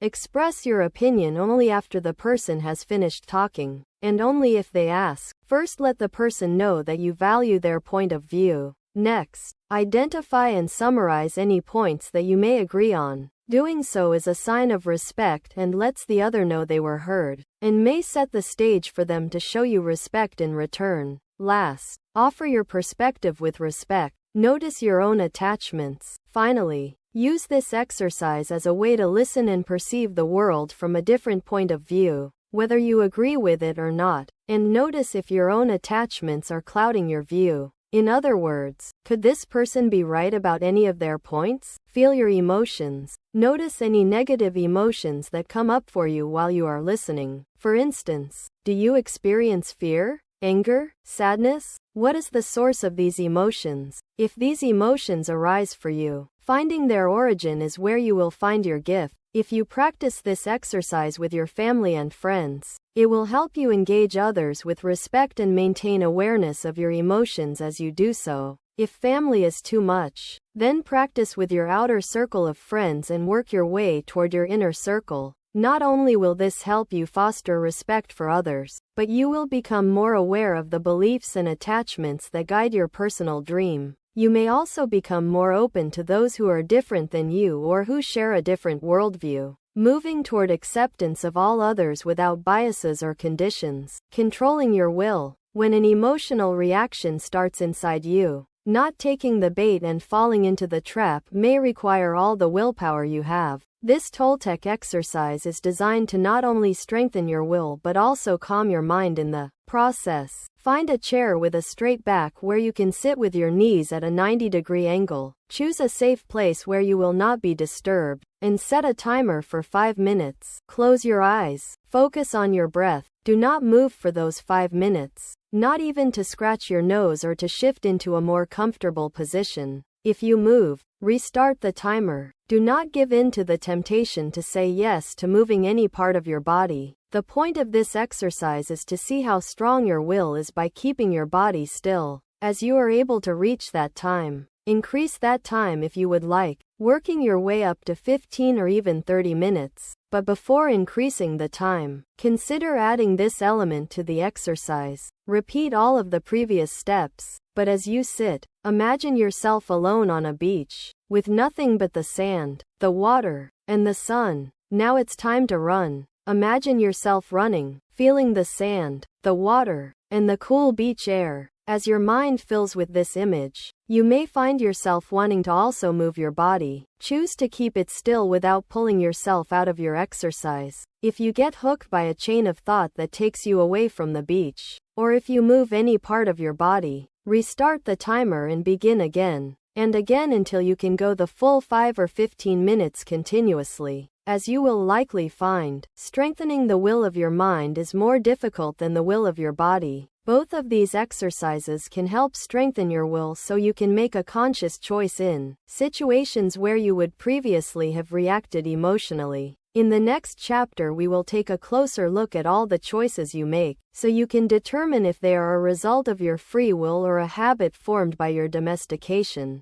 and attachments. Chapter 6. Breaking the Cycle of the Automatic. When Europeans first encountered the Native American tribes of the North American plains, they were baffled by a small number of tribe members who acted opposite of the rest of the tribe. These tribe members would ride into battle backward, say goodbye when someone said hello, and constantly do or say things that were the reverse of the normal customs, unable to see through the fog. These Europeans found these warriors amusing and labeled them clown soldiers. But what these Europeans failed to realize is that these warriors weren't undertaking these actions to entertain anyone. Instead, they served a very special, even shamanic, role in the tribe. Modern scholars appropriately refer to them as contrary warriors rather than clowns. And as I look back on the role of these warriors, it is clear to me that they understood that without awareness, repetitive actions would limit the mind's ability to perceive all available options. Because these warriors made it a practice to respond to situations in an opposite manner, they constantly challenged the conventional thinking of the tribe, provoking them to examine their agreements and look at all options and possibilities. This is what I want for you. If you watch yourself and others in the dream of the planet, you'll find that you, and most others, make multiple decisions every day without giving consideration to all the available options. And this practice seems normal to most everyone. For example, the route that you take to work every day, or the hand you hold your toothbrush in are automatic decisions. They are routine. The outcome is presumed to be known.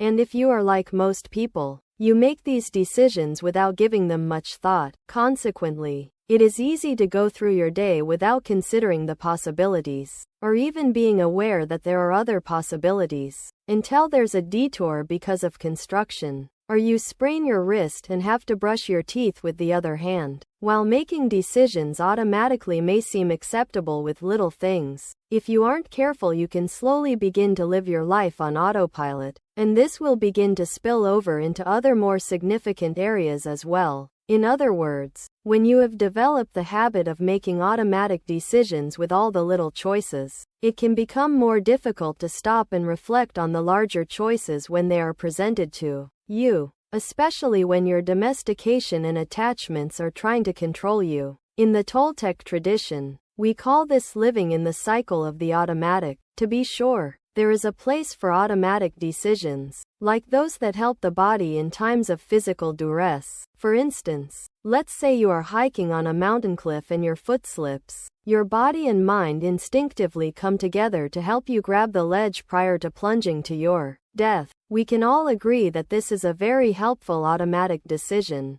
It's a natural physical response. But compare that scenario to these. Let's say an attractive person walks into the room and your first thought is, they would never be interested in someone like me. I won't even try. Or when you see a job opening and say to yourself, I won't apply for that position because they wouldn't hire someone like me. In these situations, you can see where your domestication and attachments have limited your actions in a way that is inconsistent with what you really want. Not approaching someone you would like to meet or not applying for a position you aspire to have is not the same as when our body acts instinctually, as the former are learned behaviors, rooted in past domestication of not being good enough. If left unchecked, attachment to this idea will control you to the point that any choice you think you have is an illusion. A master of self cultivates the practice of awareness, and in so doing is conscious of the choices he or she makes so that they are reflective of his or her authentic self. Only when we have cultivated the practice of awareness can we know if we are making choices based on what we really want, or if we are making choices based on our domestication and attachments. If we are lost in the fog, the idea that we even have a choice is a self-projected illusion. Without identifying and breaking the chains of our past, we don't have the free will to take any new actions. Awareness is the key to understanding where your domestication and attachments have made the idea that you have a choice an illusion. Although I have used the word awareness many times in this book already, let's take a moment to examine its meaning more closely. Awareness is the process of focusing your attention on your body, your mind, and your surroundings in the present moment. Awareness is a unique practice, because in addition to paying attention to what is happening in the external world, you also watch what is happening inside your mind as well, noticing which thoughts arise and tracing their origins. The practice of awareness is a cornerstone of the mastery of self, as it is the primary way you learn about yourself, your likes, your dislikes, your domestication, and your attachments. Awareness is a conscious communion with yourself and the environment that surrounds you. Another important benefit of being aware of your thoughts and watching them arise and subside is that it allows you to realize a truth we discussed in a previous chapter. You are not your thoughts. Your thoughts are simply narrators. Who you are is the aware energy that makes these thoughts possible. There is a beautiful passage in the Kena Upanishad, an ancient Indian text, that points to the nature of awareness and the authentic self quite beautifully. Not that which the eye can see, but that whereby the eye can see. Not that which the ear can hear, but that whereby the ear can hear. Not that which can be spoken with words, but that whereby words can be spoken. Not that which the mind can think, but that whereby the mind can think. By learning about yourself through the practice of awareness, you are able to make choices according to your true preferences rather than any past domestications and attachments. And this gives you the freedom to exercise your will in the best way to evolve your personal dream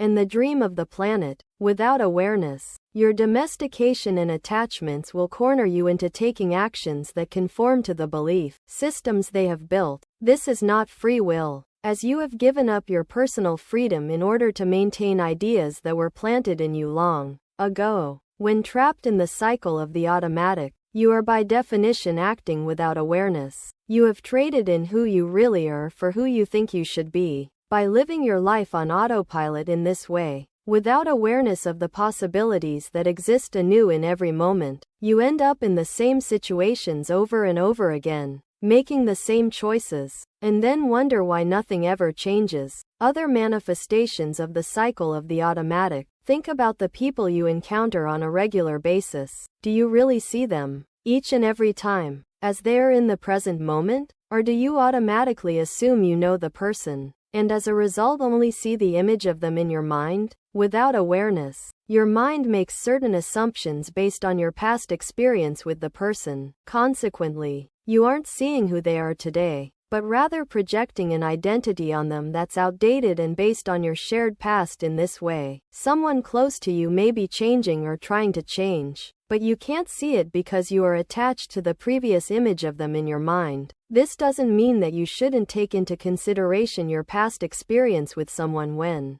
making decisions in the present, but when you are aware, you can see that we are all changing, all the time. The person who is standing in front of you now is not the same as the person you saw yesterday. The difference can be subtle or great, but it is certainly there. Another common misunderstanding occurs when you replace one automatic response with its opposite, and confuse that with a conscious choice. I see this often in people trying to break the beliefs of their childhood. When you disagree strongly with an idea that was forced on you as a child, you may rebel completely and do the opposite, even though your intentions may be noble. Doing the opposite simply for the sake of being totally different isn't free will. As both of these actions are part of the cycle of the automatic, you aren't taking the time to make peace with your past. Look at all the available options, and determine if there is another option you prefer. You are simply rejecting someone else's idea of how to live your life and going to the furthest extreme against it.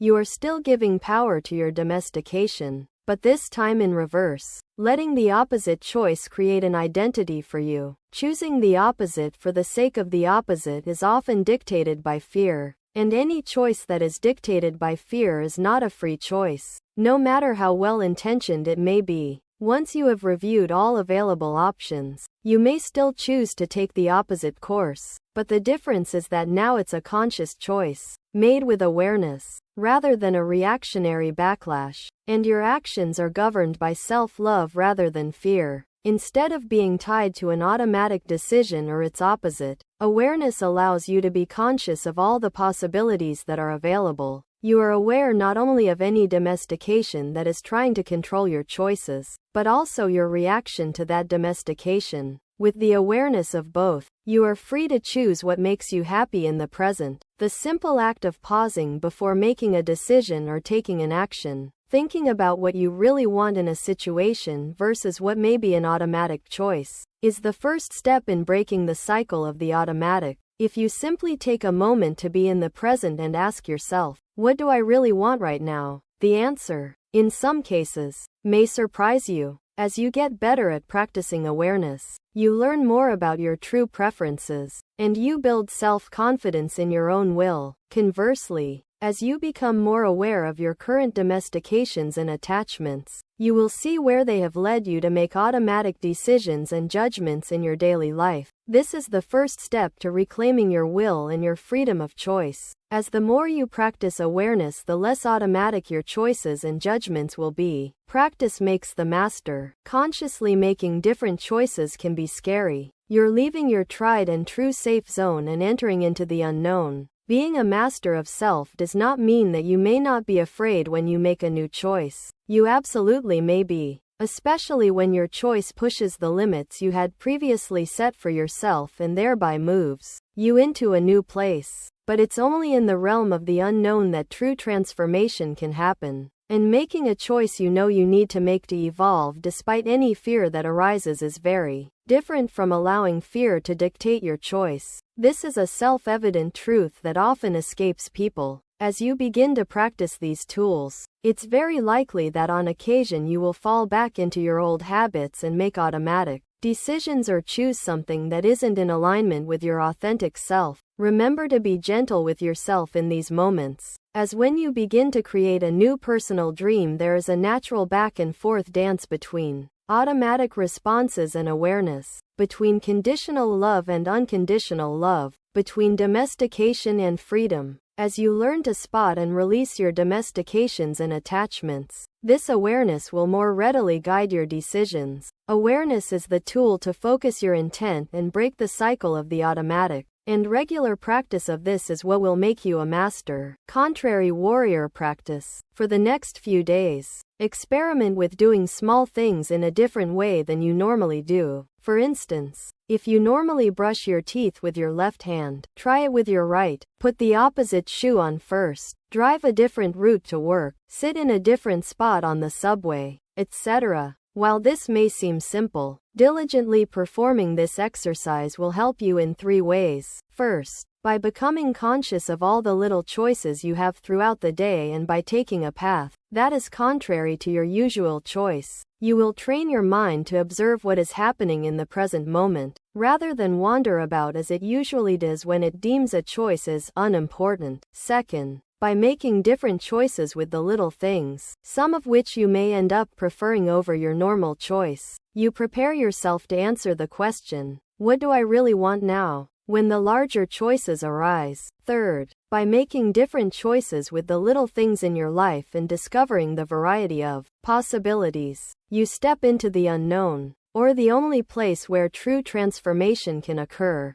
Developing your awareness skills. There are many things happening in and around you all the time, but you aren't aware of a lot of them because, like many people, you are lost in the stories your narrators are spinning rather than being present in the moment. This is nothing to beat yourself up about. It's simply the predominant condition that currently exists in the dream of the planet. In this exercise, you'll begin to develop your awareness skills by observation. You will need a timer or stopwatch for this exercise, as you will want to do this exercise for 2 to 3 minutes at first, gradually working your way up to 15 to 20 minutes. Read the steps outlined in the paragraphs below 1 or 2 times. Start the timer, and then perform the steps in the exercise from memory, based on what you read. Don't worry if you can't remember all the steps. You will get better each time you do the exercise. 1. To begin, sit comfortably in a quiet room. Turn off the TV, radio, or any other device designed to hook your attention. Start your timer, and close your eyes. 2. Next, consciously bring your attention to the present moment. You do this first of all by acknowledging to yourself that for the next couple of minutes you don't need to think about the future or the past. The mind is often resistant to this idea initially, as it loves to spend its time in the past and future. 3. As you sit quietly in the present moment, bring your awareness to your ears and what is happening outside of you. Notice what sounds you hear, such as the hum of the refrigerator, the ticking of a clock, birds chirping in the distance, and the sound of your own breath. These are the sounds that the mind usually misses, as the narrators of the mind deem them unimportant. If you listen deeply, You can also hear the silence that exists right behind these sounds. 4. Sitting quietly in the present moment, listening to what is going on around you. Now turn your attention to within. Feel your body in all areas, moving outside of your head where attention normally resides, and scanning your body all the way down to your toes. You are so much more than just your mind. Notice any areas of tightness, heaviness, or discomfort. Bring your attention to your breath. As humans, we take over 20,000 breaths a day, but on many days we don't notice even one of them. Next, as you breathe in, direct your breath to any areas of tightness, heaviness, or discomfort in your body, and imagine that as you breathe out, the breath washes away those negative feelings. Sit in this present awareness, eyes closed, surrendering the past and future, listening to your outer world and feeling your body in its entirety. 5. Throughout this process, notice what thoughts arise while you sit. Don't try to fight or control any thoughts. But when you notice you have gotten caught up in a thought chain, simply bring your attention back to the present moment, listen to the external world, and feel the entirety of your body and breath. When the timer beeps, open your eyes and carry this experience of present moment awareness into the world. After the exercise is over, make a mental list of the thoughts that arose. What was the predominant category? The thoughts that were most common are indicators of the things that are important to you as a person, and likely include areas in which you wear masks as you engage the world. We will explore the concept of masks and the proper way to use them in the next chapter. Chapter 7. Multiple masks. Have you ever noticed that as you engage the dream of the planet and the beautiful beings who share your dream, you often project an image, or an identity, of how you want other people to see you in the world? This is a normal part of our existence, and playing a role in this way can actually be a helpful tool as you navigate the world, because doing so makes it easier for you to relate to others and vice versa. It's also probable that each of these identities or roles that you project is altered slightly to fit a specific situation or person. For instance, the image you project while you are visiting your grandparents is likely very different than the one you have when you're out with your closest friends. In our Toltec tradition, we say that in all of these interactions it's as if we've borrowed a mask for a moment, or a temporary identity, so that we can engage with each other in a particular way. Wearing a mask is how people define and identify with others based on shared knowledge, roles, or experience. While the mask is a symbol that allows us to understand one another, it is ultimately just a symbol whose definition is subject to our agreement. For instance, the masks I wear include husband, father, writer, teacher, shaman, runner, and soccer fan. Other examples of masks include how we relate to one another on specific topics of interest. If we talk about art, or yoga, or history, or any other subject we have in common, we begin to understand each other and see each other through the lens of our shared interests. As fostering relationships with others who share our passions allows us to shape our words and their meaning. When we engage each other, we stimulate each other's intellectual and emotional understanding, and interactions such as these allow us to co-create the dream of the planet. As a master of self, I love to engage the dream of the planet and can use multiple masks to help relate to others and co-create more effectively. But deep down I know that none of these masks are the real me. A mask is just knowledge formed by the agreements we use to interact with life, with people. A mask is an identity. I choose to wear a mask for the benefit of navigating the dream, but none can ever encompass my life force, my authentic self. When we are domesticated, the mask hides who we are and we believe that who we are is the mask. But when you have let go of your domestication,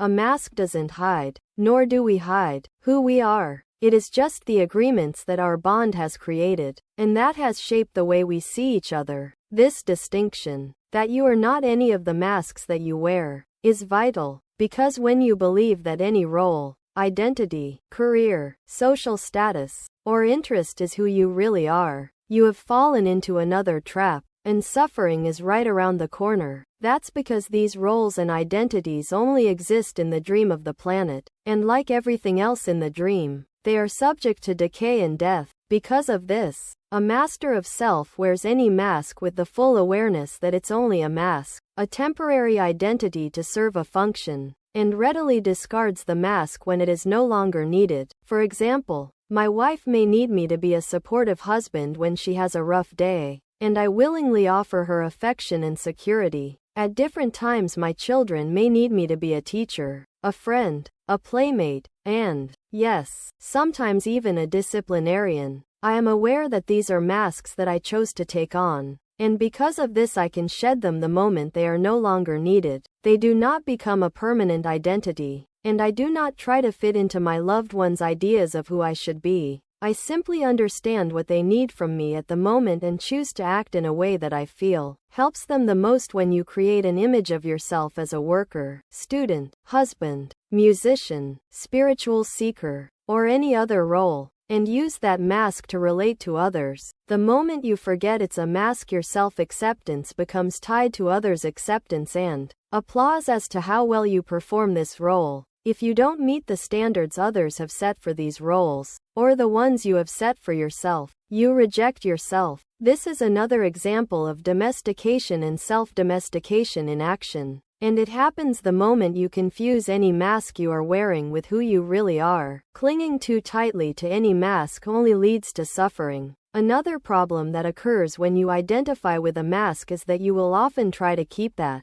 mask alive long after the need for it is gone. We see this in many manifestations in the dream of the planet, such as when parents attempt to manage the lives of their children long after they have grown up, or when someone continues to base his or her self-importance on who they were in the past, the proverbial glory days. Both are common examples of what happens when someone attempts to hold on to a particular role, when it's plain that the time for that role is over. Those who continue to prop up an illusion in this way are often unaware that they are doing so. But anytime you believe in something that is no longer true, the result is always the same. You are lost in the fog once again. This brings us to an important point. Part of the mastery of self is being able to detach from any identity you have acquired in the dream of the planet. You, and everyone you know, have been domesticated into the idea that your name is so and so, that you are from this place or that you were born here and grew up over there, and that you like these things and that you don't like those things. These are what I call the first masks. And while they certainly represent truth at one level and serve a helpful function in the dream of the planet, all of these descriptive attributes are simply masks. They cannot encompass the aware energy, the authentic self, that you are. I refer to them as the first masks because you acquired them in childhood, and they were projected onto you through domestication. This is a normal part of growing up in the dream of the planet, and it is something that has been happening for a long time. These first masks started before you were born, as soon as your parents learned of your impending arrival. While these masks were then handed to you in childhood, you soon took them and made them your own, without realizing what you were doing. You did so because you noticed that everyone else was wearing one,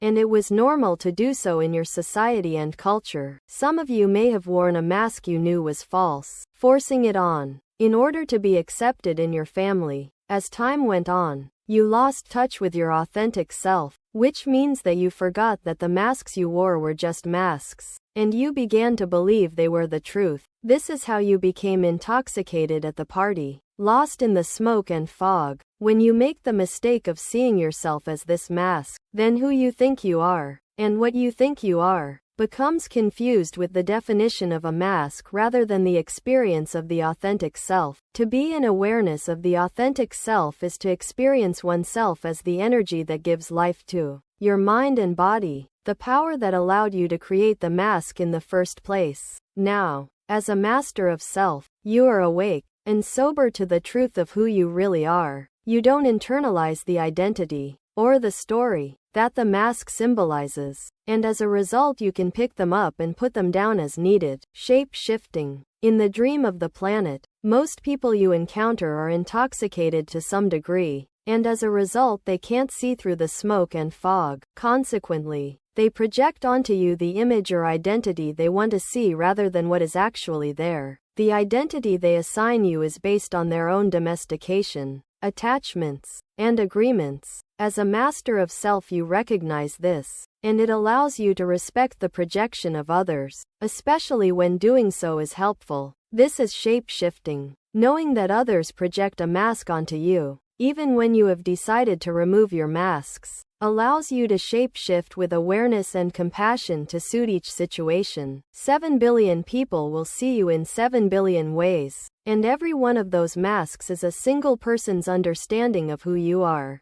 Your awareness allows you to not believe any one of their projections, because you don't need a mask in order to experience who you are, but you still respect their perception of you. You choose to see each mask as a mirror that will reflect different aspects of you, which you can either learn from or not. A shapeshifter is formless because life is formless. Mind you, knowledge creates and gives us form. Thus, a mask gives us form in the perception of another. For instance, let's return to the example of the grandmother and the boy from earlier chapters. Imagine that the boy has grown up and realizes that his grandmother domesticated him into always finishing his meal even when he was no longer hungry. Now that he is awake, he knows that it's better for him and his body to stop eating when he is full, and he discards the notion of "it's a sin to not finish your food" as a tool of domestication. That's all well and good, until he goes to his grandmother's house for Thanksgiving.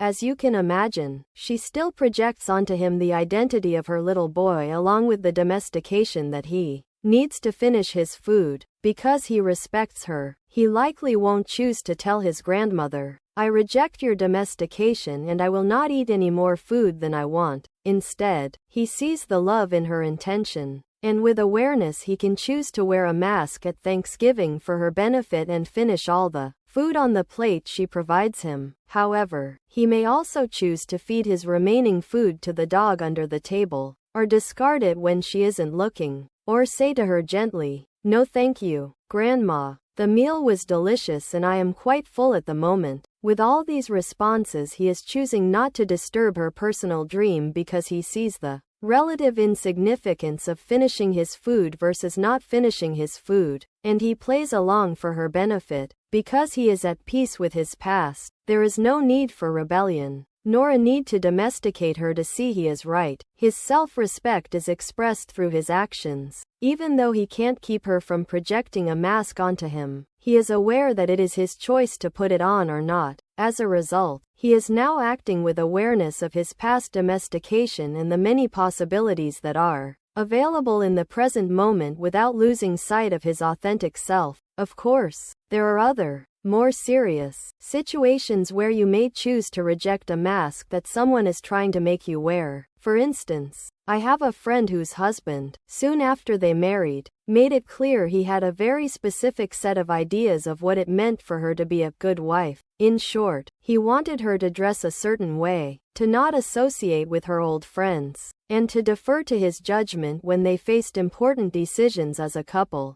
All things that she rejected. To give in to those demands would not be shape-shifting, but rather rejecting her authentic self entirely to please someone else. In this case, my friend refused to wear the mask her husband was trying to force on her. She would not shape-shift for his benefit, because doing so would violate her personal truth. She could see that he was trying to domesticate her, and that his beliefs were based on the system of domestication he grew up in. She ultimately chose to speak her truth from the heart, and fortunately he listened and changed his pattern. Seeing others through the eyes of unconditional love allows you to make the best decision in the moment as to whether or not to wear a mask, or to shape-shift in their perception. The most important thing is that you be aware when someone is projecting a mask onto you, because then you can make a conscious choice as to what action you will take in each situation. Projecting a mask onto others, while being aware of the masks others project onto you, is critical. It's equally important to be conscious of when you are projecting masks onto others. When you project identities or roles onto others, you create a set of expectations for their behavior, and now the fog of conditional love has crept back in to cloud your vision. Through the projection of this mask, you create an identity for this person in your mind, and then you judge him or her for not playing the part the way you want. If you are unaware, you can do this with your parents, children, friends, co-workers, or anyone. Really, sometimes the projection can be subtle. This often happens when you assume that because someone feels or behaves in a particular way in one area of life, you think you know how they will feel or behave in another, often entirely unrelated, situation. Spotting and releasing instances like these are what makes you a master of self. For example, I know a woman who I'll call Lisa who recently completed chemotherapy for breast cancer. In the 18 months she dealt with the disease, not only did she fulfill her role as a mother of young children, but she also completed 6 marathons. She is a mother, she is a marathoner, she is a survivor. As I watch Lisa's interactions with other people,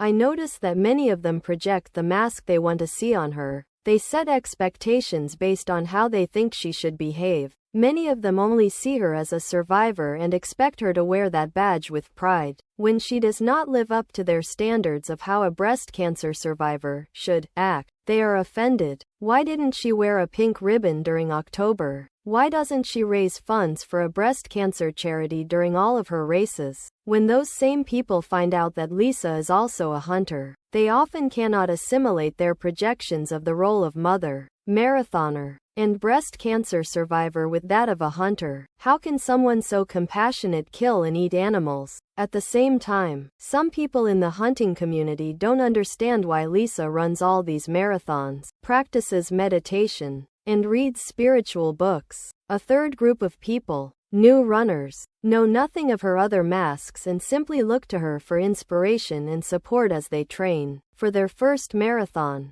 Each group projects a different mask, pigeonholing the entirety of her complex experience into one narrative that they have created. When she acts in a way that doesn't fit an idea they hold dear, it can trigger a strong emotional reaction. This has even led to some people trying to discredit or embarrass Lisa, because they took her actions personally and felt angry or hurt by them. Since their conditions weren't met, they deemed her no longer worthy of their love. To my friend's credit, she does not let any single one of the masks she wears, nor the masks others try to force on her, define her. Lisa is humbled that people look to her for inspiration as they battle cancer or train for marathons, and she shows compassion when dealing with the people who may not agree with her choices in other areas. She is living her own personal truth in a way that will benefit both her personal dream and the dream of the planet. People ask how she could keep running while undergoing chemotherapy, and her answer is simple: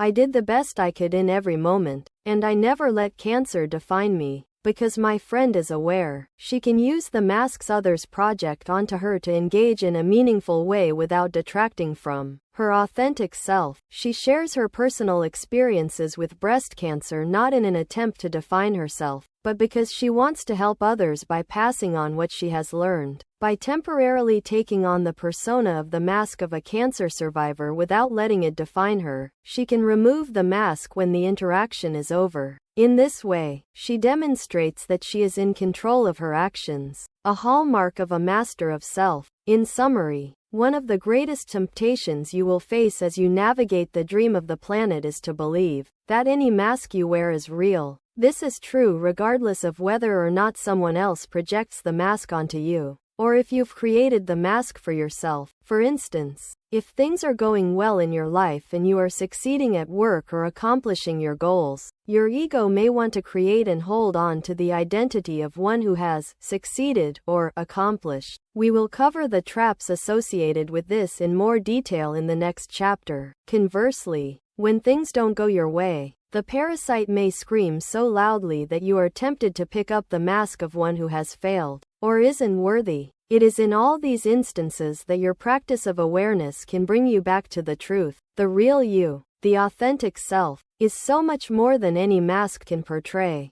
Anytime you forget this truth and think a mask is real, suffering and delusion aren't far away. A master of self sees the mask as a tool, and uses the tool effectively when it is helpful to do so. Because she doesn't internalize the identity associated with any mask, she is able to remove it easily and return to her authentic self when the time for the mask is over. Identifying your masks. The masks we wear allow us to understand each other intellectually, emotionally, and spiritually. Of all the masks people wear, the ones we have the most trouble detaching from are those associated with specific roles in the dream of the planet. These roles include things like being a parent, a child, a worker, a student, etc. Think of all the roles you play in life, and list them on a sheet of paper. The very act of writing them down can help you see them as roles rather than who you really are. Next, examine the list and answer the following questions. Are there any roles on this list that you would like to discard or change? What steps can you take to do so? Who am I? In almost all spiritual traditions, one of the most important questions to ask yourself is this: who am I?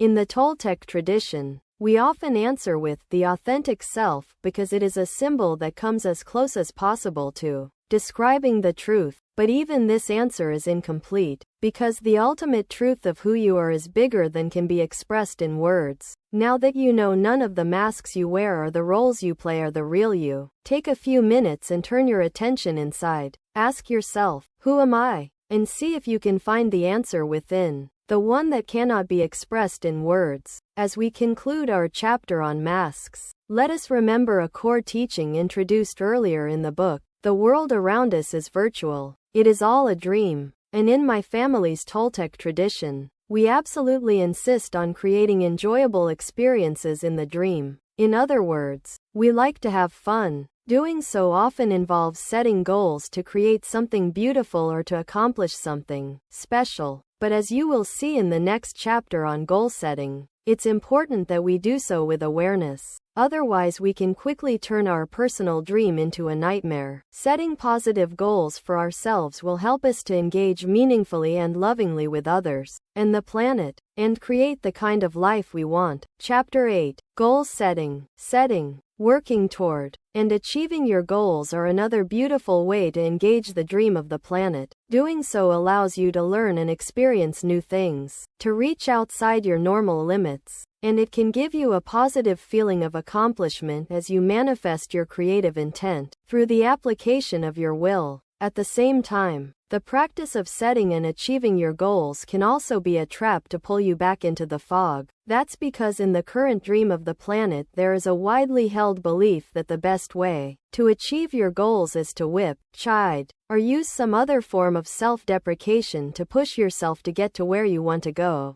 As a result, many people feel that the best way to succeed at something is to employ the iconic drill sergeant character in your mind, which pushes you with negative self-talk to be all you can be. Seen in this light, it's not surprising how many of us have been domesticated to the idea that this type of self-flagellation is the only, and even the most desirable, means of motivation to get what we want. This motivation creates an obsession for an end result so that we no longer feel the pain from the spur of our own rejection. One common way this method is applied is in the area of body image. For example, if you look in the mirror and decide that you don't like the way you look in some capacity, perhaps you think you are overweight, out of shape, etc., the parasite will seize this opportunity and speak loudly, judging your existing beautiful body as insufficient. From this place, if you set a goal to lose a certain number of pounds or change your appearance in some way, because you are doing so in agreement with the parasite's judgments, implicit in that agreement is the condition that you will only love and accept yourself when,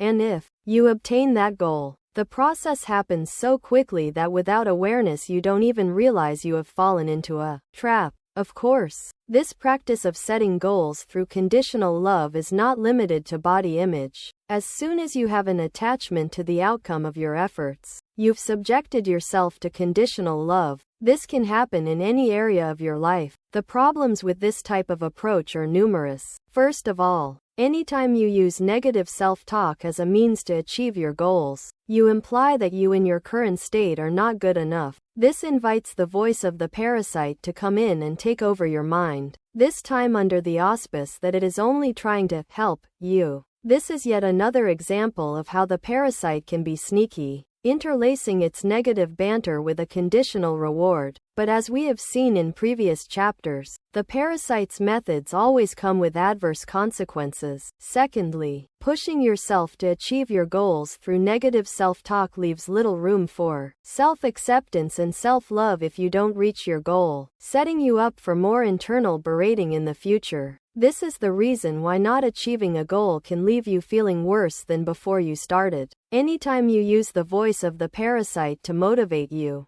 any failure to reach that goal just gives the parasite more material with which to berate you. If this occurs on a regular basis, the result is that you will become less likely to set goals or even stop setting them altogether, because on a subconscious level you are actually fearful of what your parasite will tell you if you don't achieve your goal. Anytime you stop setting goals based on fear of failure, it's because the parasite has berated you so heavily in the past that you don't want to go through that experience again. You would rather not try than face the fear of failing and hearing the judgment of your parasite yet again. In addition, anytime you judge yourself for not meeting a specific goal, you also open yourself to being judged by others because you have already implicitly agreed with the judgment. This is also how the great majority of people interact with themselves and others, imposing goals and expectations onto one another and subjugating themselves to judgment if the goal is not reached. This method of goal setting is one of the primary ways that the illusion of conditional love spreads throughout the dream of the planet. In this way, you have rejoined the drama of the party and re-entered the cycle of domestication and self-domestication. Admittedly, the reason that setting goals in this way is such an effective trap is that sometimes it seems to work. The voice of your inner judge can be a powerful motivator,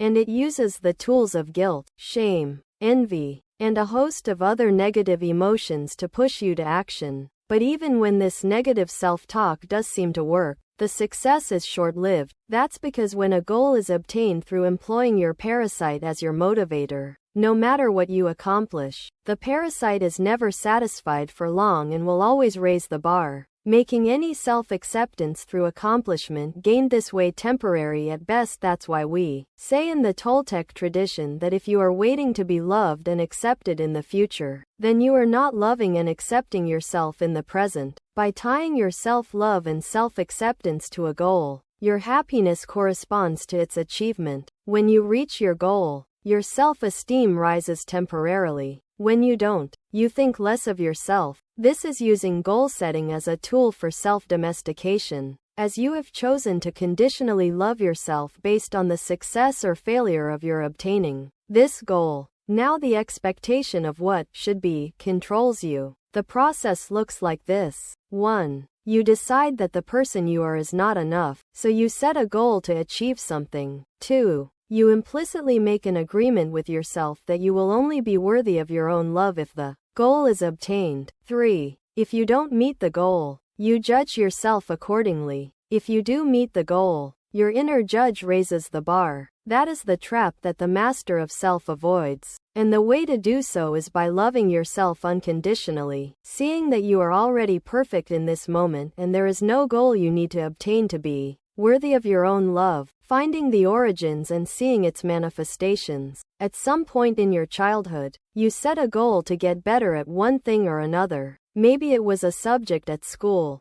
or a game on the playground, or an instrument or other activity. You soon realized that by training or practicing at it you did get better, because you focused your intent toward a possibility. This is a wonderful process, and it gave you the satisfaction of creating something in the dream of the planet. But there also came a point in that process where you were introduced to the idea of using self-flagellation and self-deprecation as a means to achieve a goal. You were given the idea that you needed to browbeat yourself into achieving your goal, and that your results would be better if you did so. Can you remember when that occurred? For most people, this happened at such an early age it's impossible to pinpoint, but in hindsight this was that moment when performing an action for the sake of the action alone, because you enjoyed it, was no longer enough. Your self-worth and self-acceptance became tied to the outcome or achievement. Fear and consequence were brought into the mix, namely the fear that if you didn't achieve the goal, the consequence would be that you wouldn't be worthy of your own self-love or the love of others. The moment that fear entered the picture was also the moment that achieving a goal became a tool for domestication. And before long you took that fear and self-domesticated. Let's look at a simple example that many of us have experienced. When you first learned to ride a bike, you likely did so because it was fun. It gave you a sense of accomplishment, and it allowed you to do something other kids were doing. You later went on to other things, and you probably didn't give much thought to cycling anymore. But for the sake of exploration, let's imagine for a moment that you became attached to the idea that I must be the best bicycle rider, and I am only worthy of my own acceptance and self-love if I am the best bicycle rider. Unless you happen to be a professional cyclist, this idea likely seems silly, doesn't it? You can see the absurdity of making your self-love and self-acceptance contingent upon your ability to ride a bike, yet so many people do this when it comes to achieving a goal with other things: a job, a hobby, one's body image, one's role in their family, or even advancement on a spiritual path. This is how something that began as a source of fun and excitement can later become a tool for self-domestication. Self-domestication through goal setting can be very subtle, and spotting it in all its forms is what makes you a master. You may think of goal setting only with definable, everyday tasks, but the implications of this type of thinking go far beyond that. For instance, what goals do you think you need to achieve or obtain in order to be happy in life or to feel complete? Do you need to feel loved by a specific person? Do you need to make a certain amount of money? Do you need a certain amount of praise, recognition, or social standing in your community? Do you think you need to obtain some great spiritual realization? Do you need your body to look a certain way? All of these measuring sticks are subjective, and only have the meaning that you assign to them. But what they have in common is that if you make your happiness conditional on achieving any of them, you have also made them tools for self-domestication.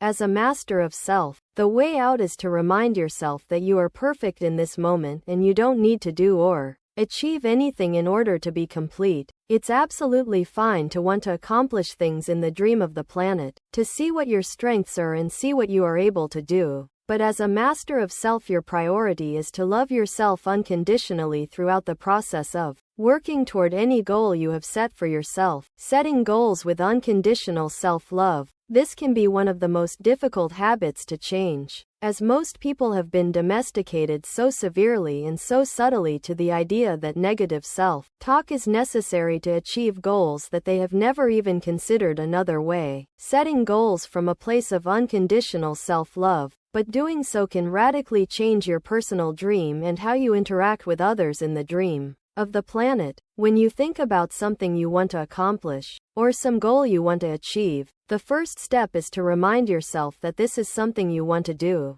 You know that in truth, there is no place to go, nothing to do or achieve, because any seeking of perfection outside of yourself is actually a movement away from perfection. Furthermore, you remember that the world around you is a dream, and that you are simultaneously the creator and the created in this dream. From this place of awareness and unconditional self-love, you acknowledge that in your personal dream there is something you want to create, change, or achieve. This is you playing in the dream for the sake of play alone. It is not an effort to fix yourself, or love yourself conditionally. Setting goals in this context is a beautiful and natural process, and the methodology you employ to making these goals emanates from the knowledge of your perfection. Now you are starting the goal-setting process from a place of unconditional self-love rather than fear, shame, or doubt. Any change you want to make or goal you want to achieve is undertaken because you really want to do it, not because of a feeling of inadequacy or not being enough. You aren't changing because of your past domestication or current attachment, but to instead enhance and evolve yourself within the dream with something you love to do.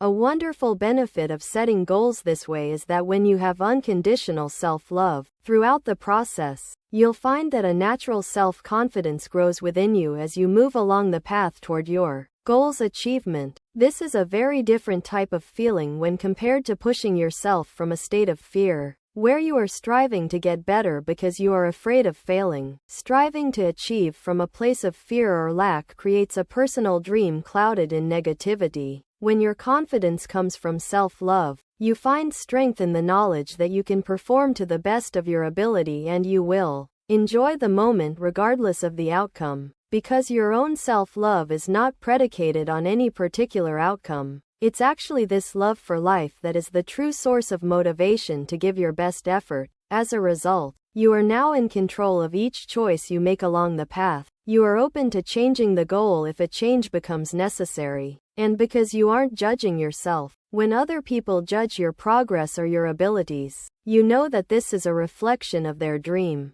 not yours. To be clear, this doesn't mean that all the goals you want to achieve will come easily. They actually may require a lot of hard work. The difference is that by setting goals from a place of unconditional self-love rather than fear and self-flagellation, you are more likely to create real and lasting change as well as enjoy yourself in the process of working toward your goal. To explain this further, I would like to share with you an example from my own life. A few years ago, I looked at myself in the mirror and said, "Miguel, you are perfect. I love you exactly the way you are, and I want you to be healthier and enjoy life, so you are going back to running again." In years past I had run quite regularly, but I had not done so in some time. I had always enjoyed running and it had never been that difficult, and I assumed I could reach my old potential again with ease. Consequently, I dusted off my old sneakers and went for a run. My goal was to run 5 miles, but I only made it about 2/3 of a mile before I had to stop. I could feel my heart pounding, and I was surprised by my heavy breathing. For those of you who are reading carefully, one word in the last paragraph shows you the exact moment I started down a perilous path. I made an assumption that I could easily run 5 miles after taking such a long break. And of course there was no way I could simply pick up my old running shoes and achieve this goal. By making that assumption I placed an expectation on myself. I set a goal that wasn't achievable. When I stopped running after going less than a mile, self-judgment immediately filled my mind as the voice of the parasite yelled, "Miguel, you are such a lazy bum." Upon hearing this my awareness kicked back in and I realized the old ways of self-domestication were attempting to regain their foothold. At that moment I had a choice. I could berate and judge myself, or I could remember that this was just my starting point, and that as a master of self I will love myself unconditionally through the process. Be gentle with yourself, Miguel. This is where you are today. This is my truth at this moment. My goal, with practice, was to be able to run 5 miles without stopping by the end of May. It was January, so I began my running routine. And like any busy father and husband, there were many days that I had to miss my run, or not run as far as I had planned. But I didn't beat myself up for any of this, and I continued to love and encourage myself through the process. On some days it took every ounce of my willpower to go out for a run, but I am happy to report that before the end of April I'd met my goal. While I was happy when this occurred, my self-acceptance or self-love was not contingent upon it. It felt really good, so I continued to run. 2 years later, I finished my second marathon, and I am currently training for my third. I have been evolving my craft with passion while still balancing all that life throws at me. My point is this: when you use unconditional self-love as the starting point when setting any goal, you remain aware that perfection is not tied to the end result, but rather the reality of the present moment.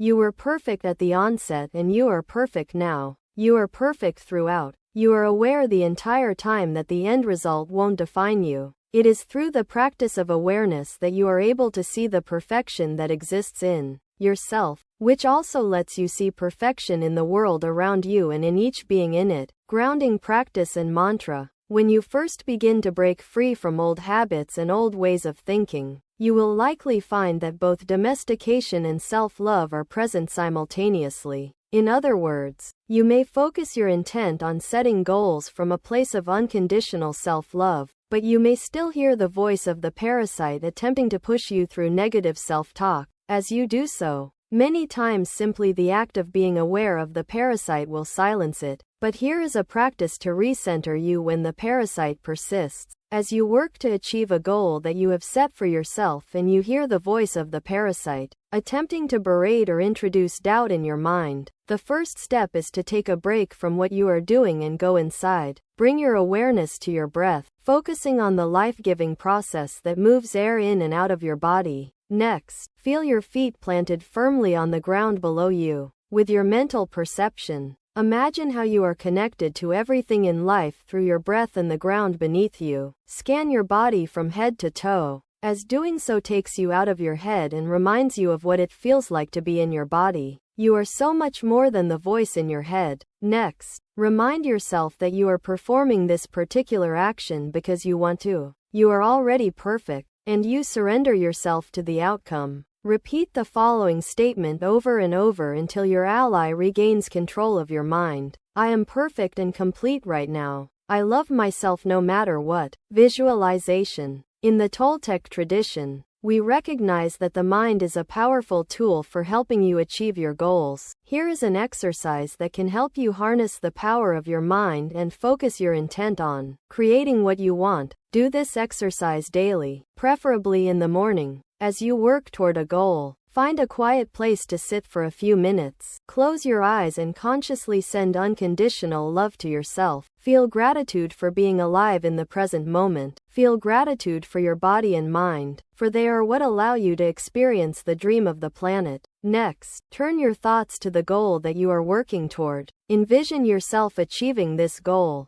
and concentrate on the feelings of gratitude for having done so. The key here is to feel gratitude as if the goal has already been achieved, as doing so makes this experience real in your mind. After a few minutes of focusing your intent on gratitude for already having achieved your goal, bring your awareness back to the present moment. Open your eyes, and go out and enjoy the process of working toward your goal. Setting goals with awareness can be a helpful tool to create and co-create in the dream of the planet. And remembering to love yourself no matter the outcome is the key to enjoying yourself throughout the process. Of course, there will be times when another human being stands in the way of you achieving your goal. The question now becomes, how will you react then? That is the subject of our next chapter. Chapter 9. Comparison and Competition. As we come to the final lessons of this book, let us return for a moment to the soccer analogy. But this time, instead of being a fan who is watching the game with a varying degree of attachment to the outcome, imagine that you are one of the players on the field. As a player, it's your goal to win the game,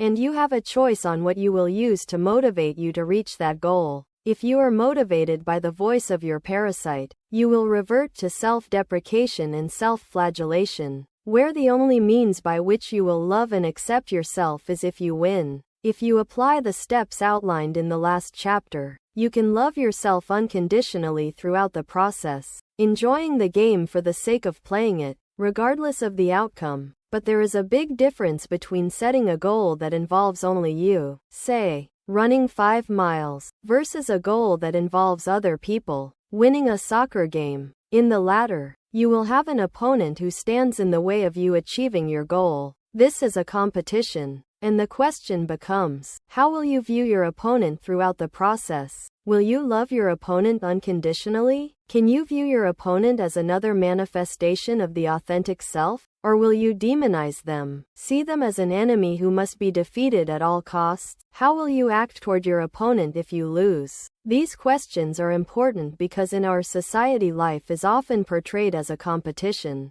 If you look around, a prolific message that is communicated via movies, TV, books, and especially advertising in all its forms is that all of the things you want in life are in limited supply, be that love, happiness, friendship, a job or career, beauty, money, or material possessions. And because of this limited supply, you had better do everything in your power to acquire yours before someone else does. This idea, often referred to in economic terms as scarcity, creates a not-so-subtle atmosphere of comparison and competition between you and many of the people you know. This idea of scarcity, and the subsequent competitive mindset, is so prevalent that it's difficult to spot in all its forms. For instance, when you first meet someone, notice if you start to compare yourself to him or her based on the things that are important to you. As an individual, do you assess the other person's physical appearance in comparison to you? Do you estimate their material wealth,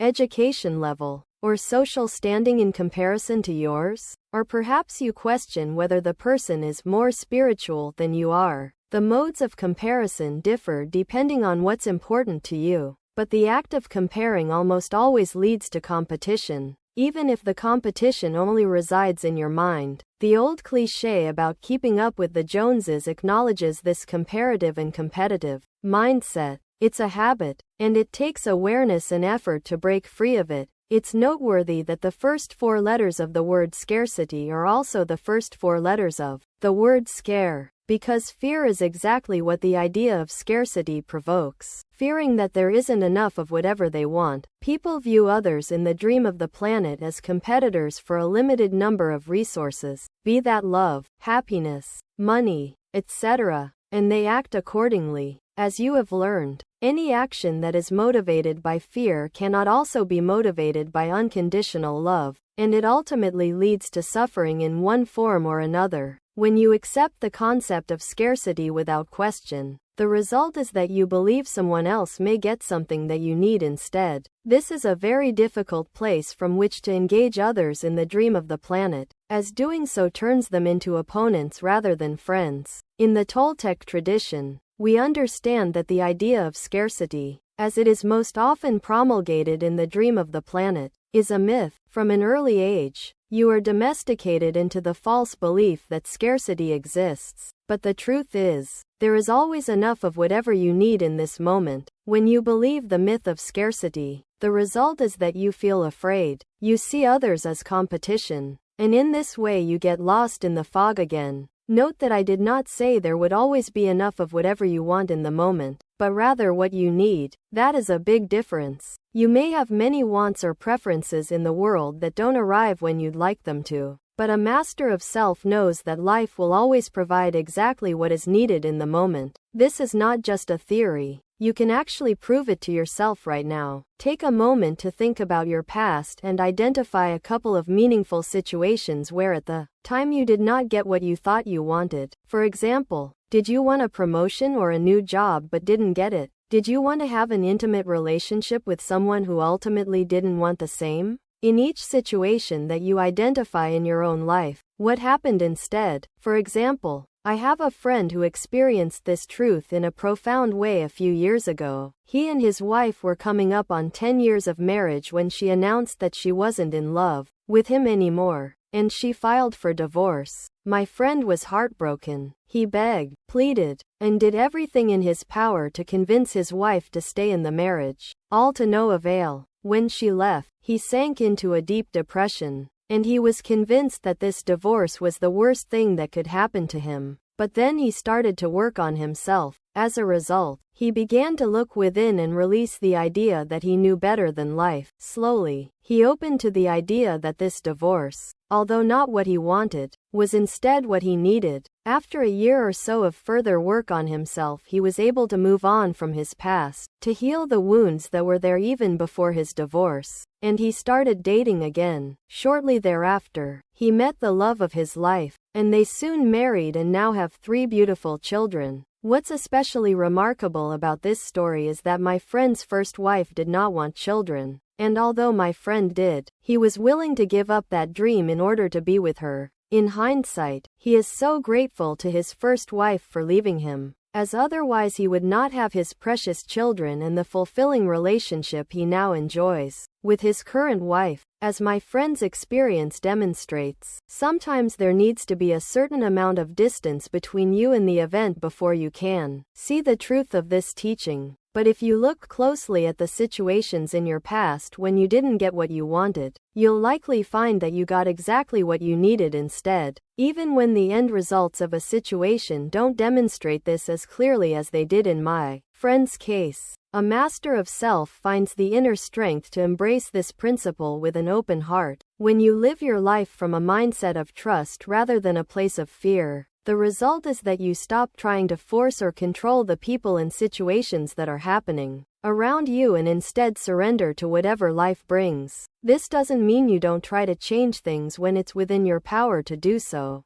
But as a master of self, you are adept at identifying the situations that are beyond your control. And in those instances, you trust and surrender to whatever the moment brings because you know you will receive exactly what you need, because you no longer believe in the concept of scarcity. You know that the place for competition and opponents exist in games only, not in daily life. You no longer compare yourself to others, nor see them as competitors. You simply do your best, and your passion will be evident in your efforts. Success is the natural consequence of doing something you love to do. Closely related to the concept of scarcity is an idea we have already discussed at length: the notion that somehow you are flawed, broken, unworthy, or, at best, simply not enough. I bring it up again now because the ideas of scarcity and that you are not enough actually work hand in hand to keep you trapped in the fog. Think about it for a moment. If the person you are is flawed, broken, or not enough, then it is unlikely that you will be able to acquire the things that you need because they are supposedly in limited supply. The combination of these untruths creates an environment where conditional love thrives through the vehicles of comparison and competition, and the result is the fear that you will never be enough, and that you will never have enough. The idea that you are not enough is an ancient one, as it has been postulated in myths and legends since the beginning of recorded history. The story of the Garden of Eden and original sin are good examples. I find it amazing how many people in the dream of the planet have been domesticated into believing that they have some sort of inherent internal deficiency. And it is this belief that the parasite uses to take over your mind. Of all the false ideas that you have been domesticated to, the idea that you are not enough may be the most damaging. So let me be absolutely clear on this matter. You are more than enough. You are perfect and complete exactly as you are. You are not flawed, broken, damaged,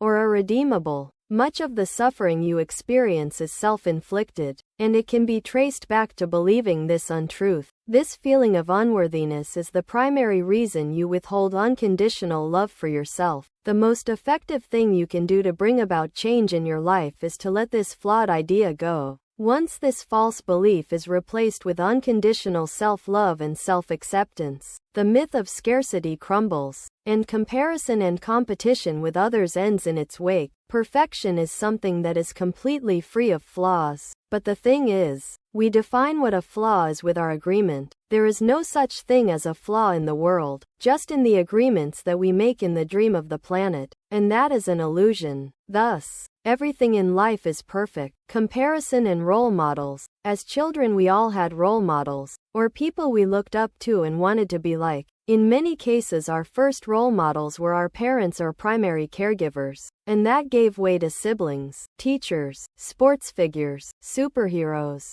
and even friends. As we grew up, our role models often broadened to include artists, scholars, humanitarians, political leaders, or spiritual teachers. In all cases, we saw qualities in these people that we wanted in ourselves, and often endeavored to emulate them as a result. This is a wonderful way in which admirable qualities are passed from one personal dream to another. And yet, like many other things we have discussed in this book, something that can be used in a positive way can also become a negative. In this case, you can begin to compare yourself to your role model, and use their positive example as a tool to chide or whip yourself for not being more like them. You create conditions on your self-love based on a desire to be like someone else. For instance, let's say that one of your role models is Mother Teresa, the famous Roman Catholic nun from the 20th century who moved from Europe to India at the age of 18, founded a religious order, and devoted the rest of her life to helping the sick and the poor. There are many reasons to admire and emulate this special woman. Her acts of unconditional love, tolerance, charity, and selflessness, just to name a few. However, without awareness, you could also begin to use her example to judge yourself as inadequate, saying something like, "I'm not helping enough people," or "I am not as good of a person as Mother Teresa." The minute you do this, then instead of looking at the qualities she exhibits as inspirational, you have now started the unhealthy process of comparing yourself to her, and using that comparison as a reason to go against yourself. In this way, The parasite has slipped in the back door and regained control of your mind. Think about the absurdity of this for a moment. This is the last thing that Mother Teresa, or any other truly positive role model, would want for you. When you catch yourself comparing your life to that of a role model and then admonishing yourself for not being more like them, that's your cue that the fog has crept back in and clouded your vision. Instead of comparing yourself to others and deciding that you are insufficient, use your role models' examples as motivation to bring the qualities you admire in them to fruition in your own everyday life. In my own case, I have a good friend who is close to qualifying for the Boston Marathon, as he can run 26.2 miles in 3:30. I look up to him as a runner and as a great human being, but the moment I begin to compare myself to him and his results, I am once again domesticating myself with someone else's achievements, and forsaking myself in the process. Instead, I celebrate his success just as much as I celebrate my own. I ran a marathon in 5:57,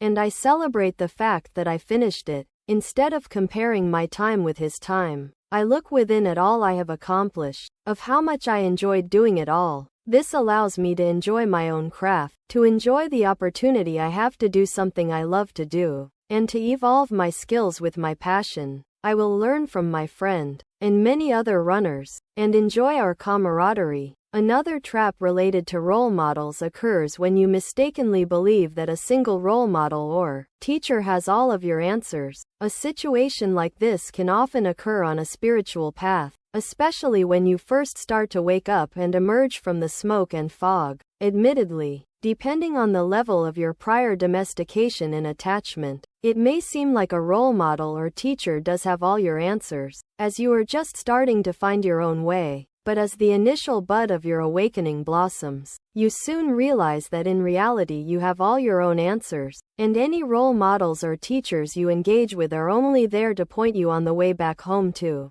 yourself. This doesn't mean that you don't seek the help of others when the way gets difficult. We all need help from time to time, but the difference is that as a master of self you know that on the deepest level, everything you need is already inside you. With a perception of abundance rather than scarcity, you allow yourself to be inspired by the talents and successes of others. As a master of self, you are forging your own path, creating your own journey to your own inner evolution. You are grateful for the lessons from your role models and teachers, and you are inspired by their examples, but you don't compare yourself to any of them. Nor do you want to be just like any of your role models, because you are completely content with the person that you are. In the end, you understand that you are unique in your experience of life because no one else knows life from your perception but you. It is liberating to become aware that you only control your own will, and this knowledge allows you to enjoy everything you experience and do. The harmony and peace that the Toltec warrior felt in the opening paragraph of Chapter 1 comes when you realize that there is no need to work so hard to be someone you think you should be,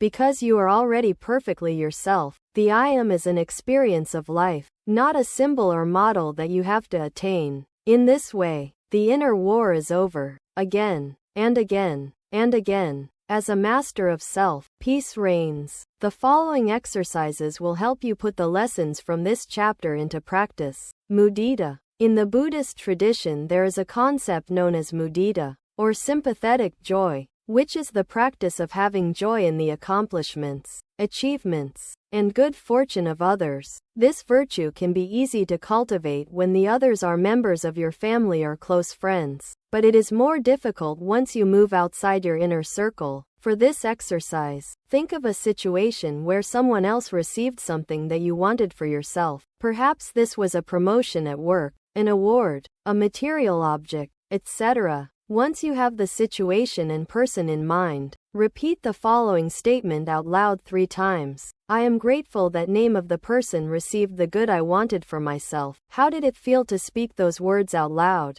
If you are like most people, this can be a difficult practice to feel sincere about, especially at first. But consciously bringing the practice of mudita into your life can help you replace jealousy and envy with goodwill and unconditional love. Doing so will help you to see beyond the myth of scarcity. Other people are not your competitors. Everyone gets exactly what they need in every moment, and this includes you. Going forward, as you engage others in the dream of the planet, become aware of your internal reactions when you are in a situation where someone else receives something you wanted for yourself. Notice if you feel jealousy, envy, or fear, and use that as an opportunity to practice mudita. Role models. Step 1. Think of the many role models you have had in your life and make a list of all the qualities you saw and admired in these people. List the qualities only on a sheet of paper, not the names of the people. Some examples might be honesty, generosity, tolerance, skill, peacefulness, discernment, etc. Make the list before proceeding to Step 2. Step 2. Recall what we discussed in Chapter 5 about mirroring, where someone who gets under your skin usually possesses a quality you see in yourself that you don't like. Well, the opposite is also true. Look back at the list of your role model's qualities. Now write your name at the top of this list. You possess all of these qualities. Otherwise, you wouldn't have been able to recognize them in others. You may not have the skill of your role model in certain areas, but you have the ability and the potential to forge your own way if you choose to work toward that. Step 3. Knowing that you already possess these qualities that you admire in others. What qualities do you think others would admire in you? How do you think others perceive you? Does that match up with the list you made, or are they different? Let your inspiration lead you forward. My wish for you. Throughout this book, you have learned various ways to identify and release your domestications and attachments. You've learned how doing so can help silence the negative self-talk that produces suffering in your personal dream and replace it with unconditional self-love and self-acceptance. When you bring this spirit of unconditional love to your interactions with others in the dream of the planet, you see them through the eyes of compassion and you respect their choices even if they differ from yours. Through the power of forgiveness, you are able to move past the harm caused by others and see that they were doing the best they could at the time. In these ways, you are doing your part to create harmony in the dream of the planet. You have also learned about the power of masks, the art of shape-shifting, and how you can shift for the benefit of another as long as it doesn't violate your personal truth. You are able to set goals that are consistent with what you really want, and you love yourself throughout the process of working to achieve them. In the end, you know that you are already perfect and complete, more than enough, and you will always receive exactly what you need in every moment. While you are grateful for the lessons you have learned from others, you now have the confidence to walk your own path because you know that everything you need is already inside of you. Because you recognize the suffering that domestication and attachment cause in yourself and others, you no longer try to control those around you with anger, guilt, or sadness in order to force them to believe or act the way you think they should. You respect everyone's ability to make their own decisions, which means you don't project onto them a mask of who you think they should be. Because you accept yourself for who you are, you are now able to accept every other person for who they are. This is a dream that we are co-creating. We are learning from each other and respecting every person's individual perspective. No one is more important than anyone else. Engaging from this place of mutual respect for all beings makes it the best world possible. In those rare moments when you do slide and fall into a trap, as a master of self you are able to regain your awareness and recover quickly, rather than making things worse by lashing out, being defensive, or otherwise falling into chaos and joining the drama of the party. You now have the tools to regain your footing. Through the power of awareness, buoyed by unconditional self-love, you know that you are doing the best you can at every moment. You no longer need to distort the world around you to fit your perception. You know who you are, and as a result you can act and speak with complete confidence and without apology. Thus, your word becomes impeccable. Because you are engaging others with awareness and unconditional love, you have confidence that each action you take will be perfect in the moment. In all of these ways, you have learned how to become a master of self. Forgiveness for the dream of the planet. When we think of an act of forgiveness, it is almost always in reference to people we know, or those who have affected us personally. However, there is another type of forgiveness that is often overlooked, and that is forgiveness for the suffering that occurs in the dream of the planet. To understand this type of suffering, let's look more closely at the two components that make up the dream of the planet. First, there is the physical world of matter, with its oceans, continents, winds, and shifting climates, where change is constant with every action. This is the phenomenal realm, or the world that can be seen and felt. Second, there is the world of human agreements, and these agreements are what give meaning to the material world. This is the world that is created in our minds and is based on our perceptions. The world of agreements is unseen, even though what manifests from these agreements appears in the physical world. While the physical world appears to move on its own, the world of human agreements by definition requires our participation. Let's look at two important events to emphasize the difference. The first happened on December 26, 2004, when a tsunami in the Indian Ocean killed thousands of people in an instant. It was a tragic loss of life, but it is understood as something that happened via the movement of the earth, without any human agreement. While the outcome is heartbreaking, there is no one to blame for an event like this. Compare that to another event that occurred 3 years earlier, on September 11, 2001, in the United States. This also resulted in the catastrophic loss of human life, but the cause was dramatically different, as in that case the impetus was a human agreement. Tragically, many people lost their lives because one group felt that it needed to subjugate the world to its vision of virtue with violence. In this type of tragedy, a sense of blame is placed on the perpetrators. While it's perfectly understandable to be saddened and enraged over events such as these, and some of you reading this may even have been personally affected by one or both of these examples, when that sadness overtakes us we lose our perspective in the dream,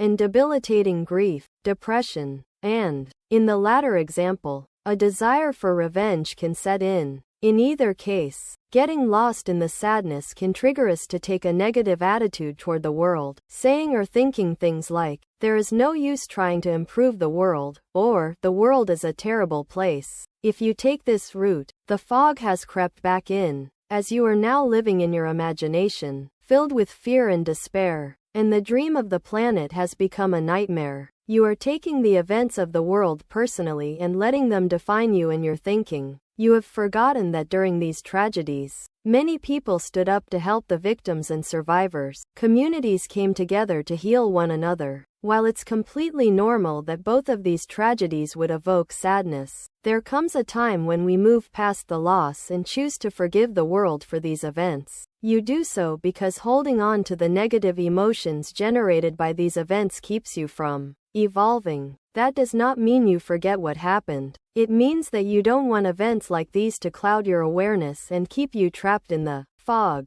unable to see the beauty that is all around you and keep you from co-creating the dream. Furthermore, a master of self understands that those who commit acts of violence, including gang members, terrorists, abusers, manipulators, and others, are actually the most domesticated and attached people in the dream of the planet, since they have lost their ability to see the humanity of another living being. They are blackout drunk at the party, blinded by their belief system. They are so completely controlled by ideas that they can no longer see the humanity of their brothers and sisters. To be clear, forgiveness does not mean apathy. Forgiveness in this context means that in order to create a harmonious dream of the planet, you understand that you are only responsible for you. You choose to let go of the anger and hurt in order to bring peace to your personal dream. And in that way you actually help the dream of the planet, so that one day tragedies that occur as a result of human violence can be found only in history books. For a master of self, peace comes with forgiveness, by letting go of any poison that you're holding on to. If you let that poison drown you, then you become part of the cycle that has brought suffering into this world. To forgive the dream of the planet for the darkness is to forgive any place of darkness within